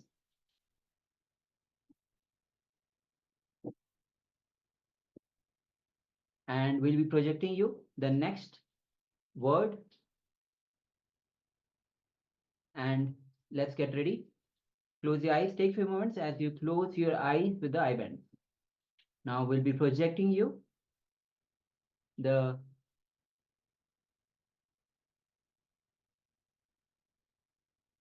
okay. So here is the word which are being projected on the screen. So let's begin. Scan through your third eye. Chant Mahavakya intensely. Visualize you are Paramashiva. You are Nityananda Paramashivam. Drop every single identity which you have apart from this. Intensely manifest the power of third eye. So let's begin. Ananda Paramashivoham Om Nityananda Paramashivoham Om Nityananda Paramashivoham Om Nityananda Paramashivoham Om Nityananda Paramashivoham Om Nityananda Paramashivoham Om Nityananda Paramashivoham Om Nityananda Paramashivoham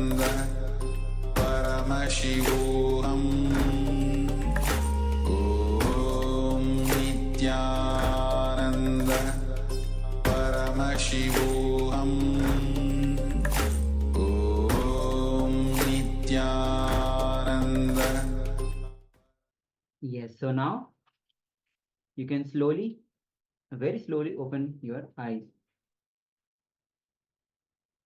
Now pen down what was revealed to you through your third eye and put the answer in the chat box. Take a few minutes as you answer what was being revealed to you through your third eye.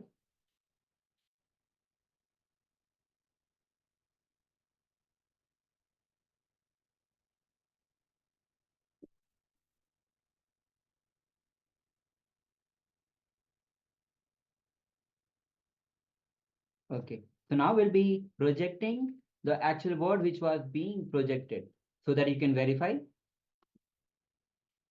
As you can see, the words were learn about desire. So this is the word which was being projected to you, and you have scanned it. Those who have manifested this power successfully, power of blindfold, then congratulate yourself. And now with this, we have come to the end of the power manifestation session. Now we'll be moving on to our first session of the day. So we'll be learning about the desire. So the next is that, so today we'll be especially learning about the desire as a dynamic energy. Yes, we'll be going through various sessions and learning about the individual desires, how it affects, and what energy that it carries, how it is a dynamic energy, what Bhagavan Sri Krishna says, and how Bhagavan himself, the Supreme Pontiff of Hinduism, says and reveals the secrets about the desires. So throughout the whole day, stay tuned as to learn more about and how to direct these desires, because desire is action energy. How to direct this energy to fulfill what you want in your life. So with this, let's get started. Yes. So in the Bhagavad Gita, Bhagavan Sri Krishna explains to Arjuna how difficult it is to control the senses and what happens when one loses control of the senses. Krishna says that our senses are turbulent, and however much we try to control them, they stay out of control. Each one of us develops attachment, liking, hatred, dislike for many things through our experiences. These likes and dislikes stay in our unconscious memory as root thought patterns, and even without any conscious awareness on our part, drive us into actions through desires or inaction through fears. When the desires are fulfilled, there is temporary satisfaction, and then the desires continue to grow. When the desires do not get fulfilled, it is disappointment and we get angry. So we should understand that when we get angry, our own self of for having had the desire or of not having worked with authenticity wholeheartedly at the peak of our capability towards fulfilling the desire. But we actually get angry with other people who we think are responsible for our failures. We do not realize that blaming others will make us more and more powerless. So blaming others is not at all an option, not at all a good way of actual way of going it. So according to the recent data, about 9% of adults in the US have problems with anger and are prone to violence at some point. Additionally, nearly 64% of young people aged between the age of 14 and 21 experience uncontrolled anger. Moreover, more than 40% of individuals with anxiety disorders report anger problems, while over 30% of people with depression suffer from frequent anger outbursts. And here is a graph that describes the various increase in violence that you can understand. We'll be showing it to you.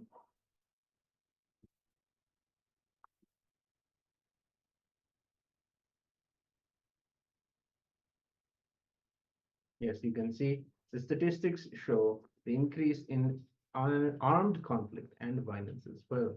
A number of people displaced due to the armed conflict and violence worldwide from 2003 to 2022. So this way we can understand that there is an increase in the disappointment and the outburst in anger. And then we can see more statistics on the conflict and violence, armed conflict and violence. So the blue graph talks about the disasters that are happening, and that goes along with the conflicts and violence. So as we see the increase in violence in the world, we also see an increase in the natural disasters, as anger is an unnatural phenomenon, unnatural thing that we experience. So, how meditation can bring down the crime rate? As we saw in the last graph, the moment the anger increases, violence increases. Not only it's an individual or at human level, it also increases at the disaster at the global level, impacting the various dimensions of life itself. So, once worry happens, we visit psychiatrist. The cause of worry is in the mind, not outside. Then how will the medicine alone help? Large number of people in the world visit psychiatrists for the treatment of worries. Meditation is all right, but the psychomatic conditions like worry, meditation is also needed.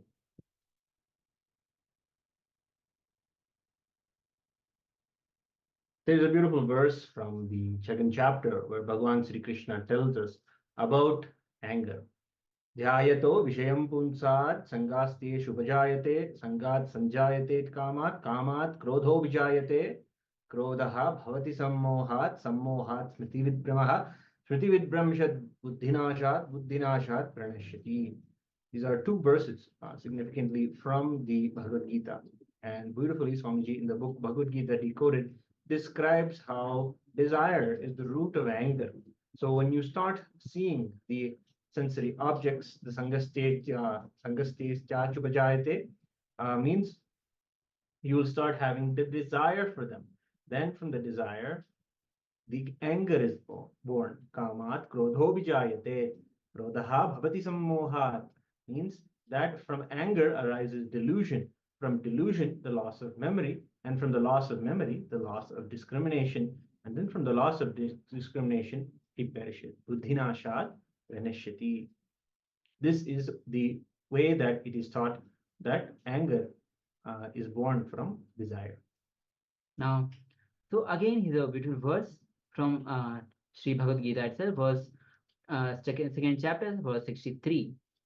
It says, Om Sahana Bhavatu Sahana Bhunaktu Sahaviryam Karavavahe Tejasvina Vidhimastu Ma Videshavahe Om Shanti Shanti Shanti.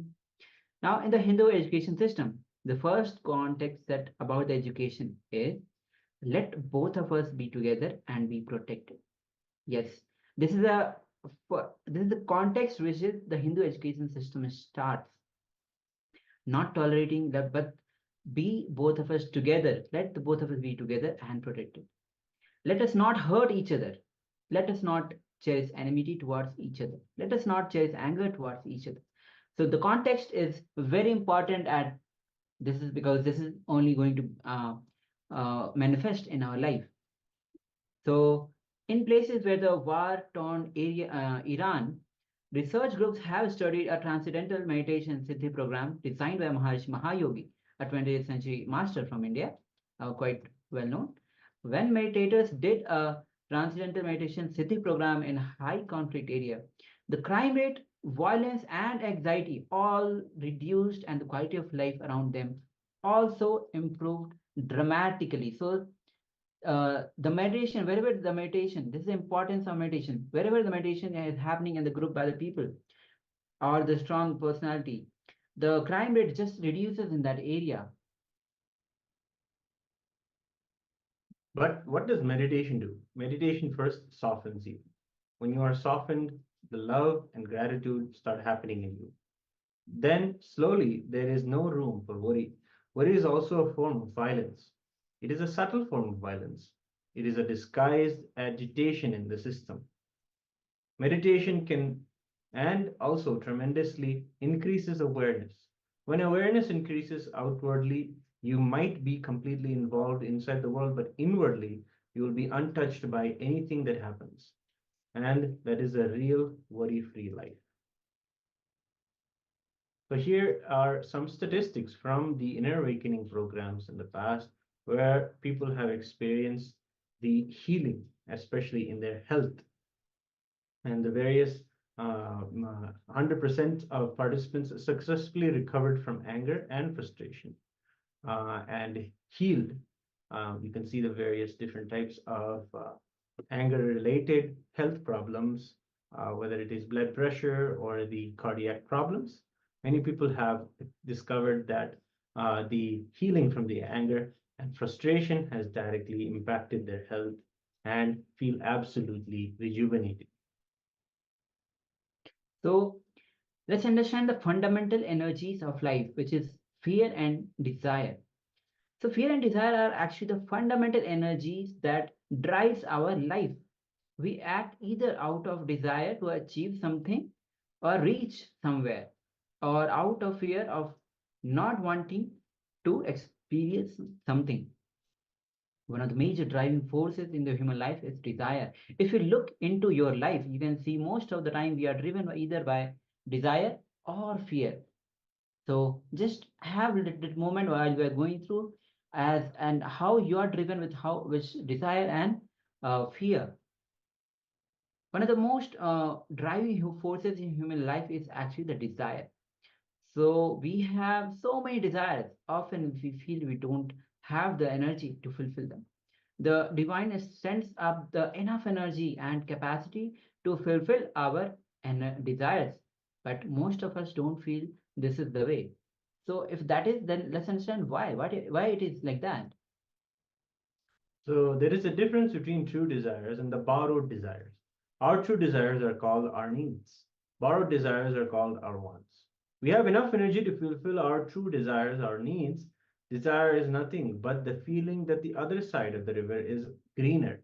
Whenever you're standing on one side of the river, the other side always looks greener. Looking at the other side is the desire.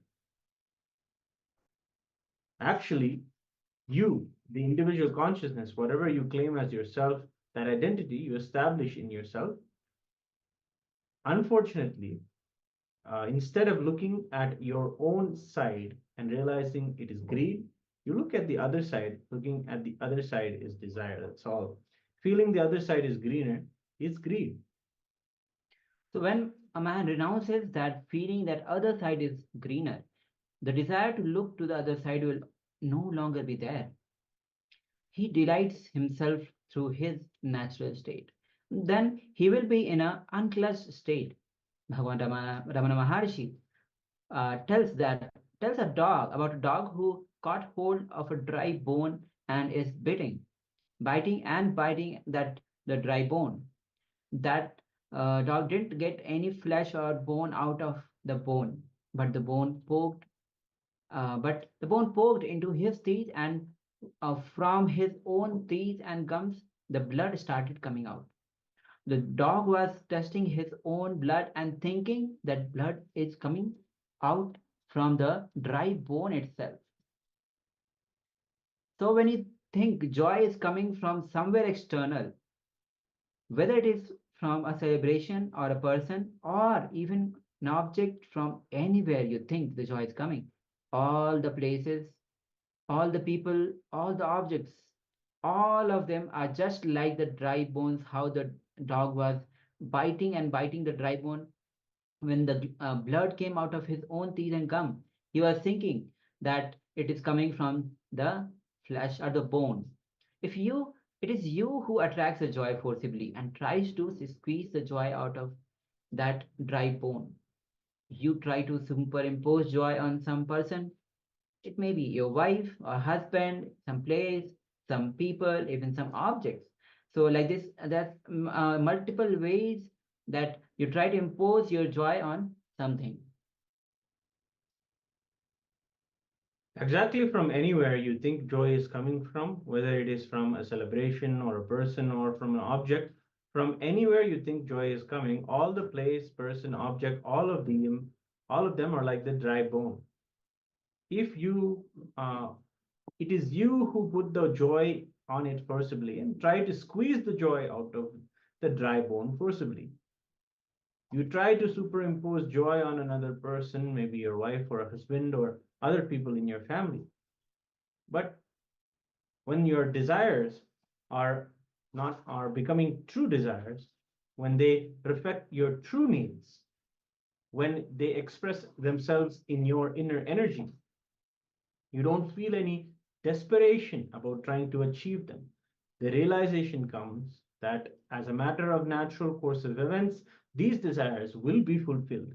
They are not driven, and we are not troubled. We accept that these will happen. This is the beauty of understanding the true desires. So let's understand about the Iksha Shakti, Jnana Shakti, and Kriya Shakti.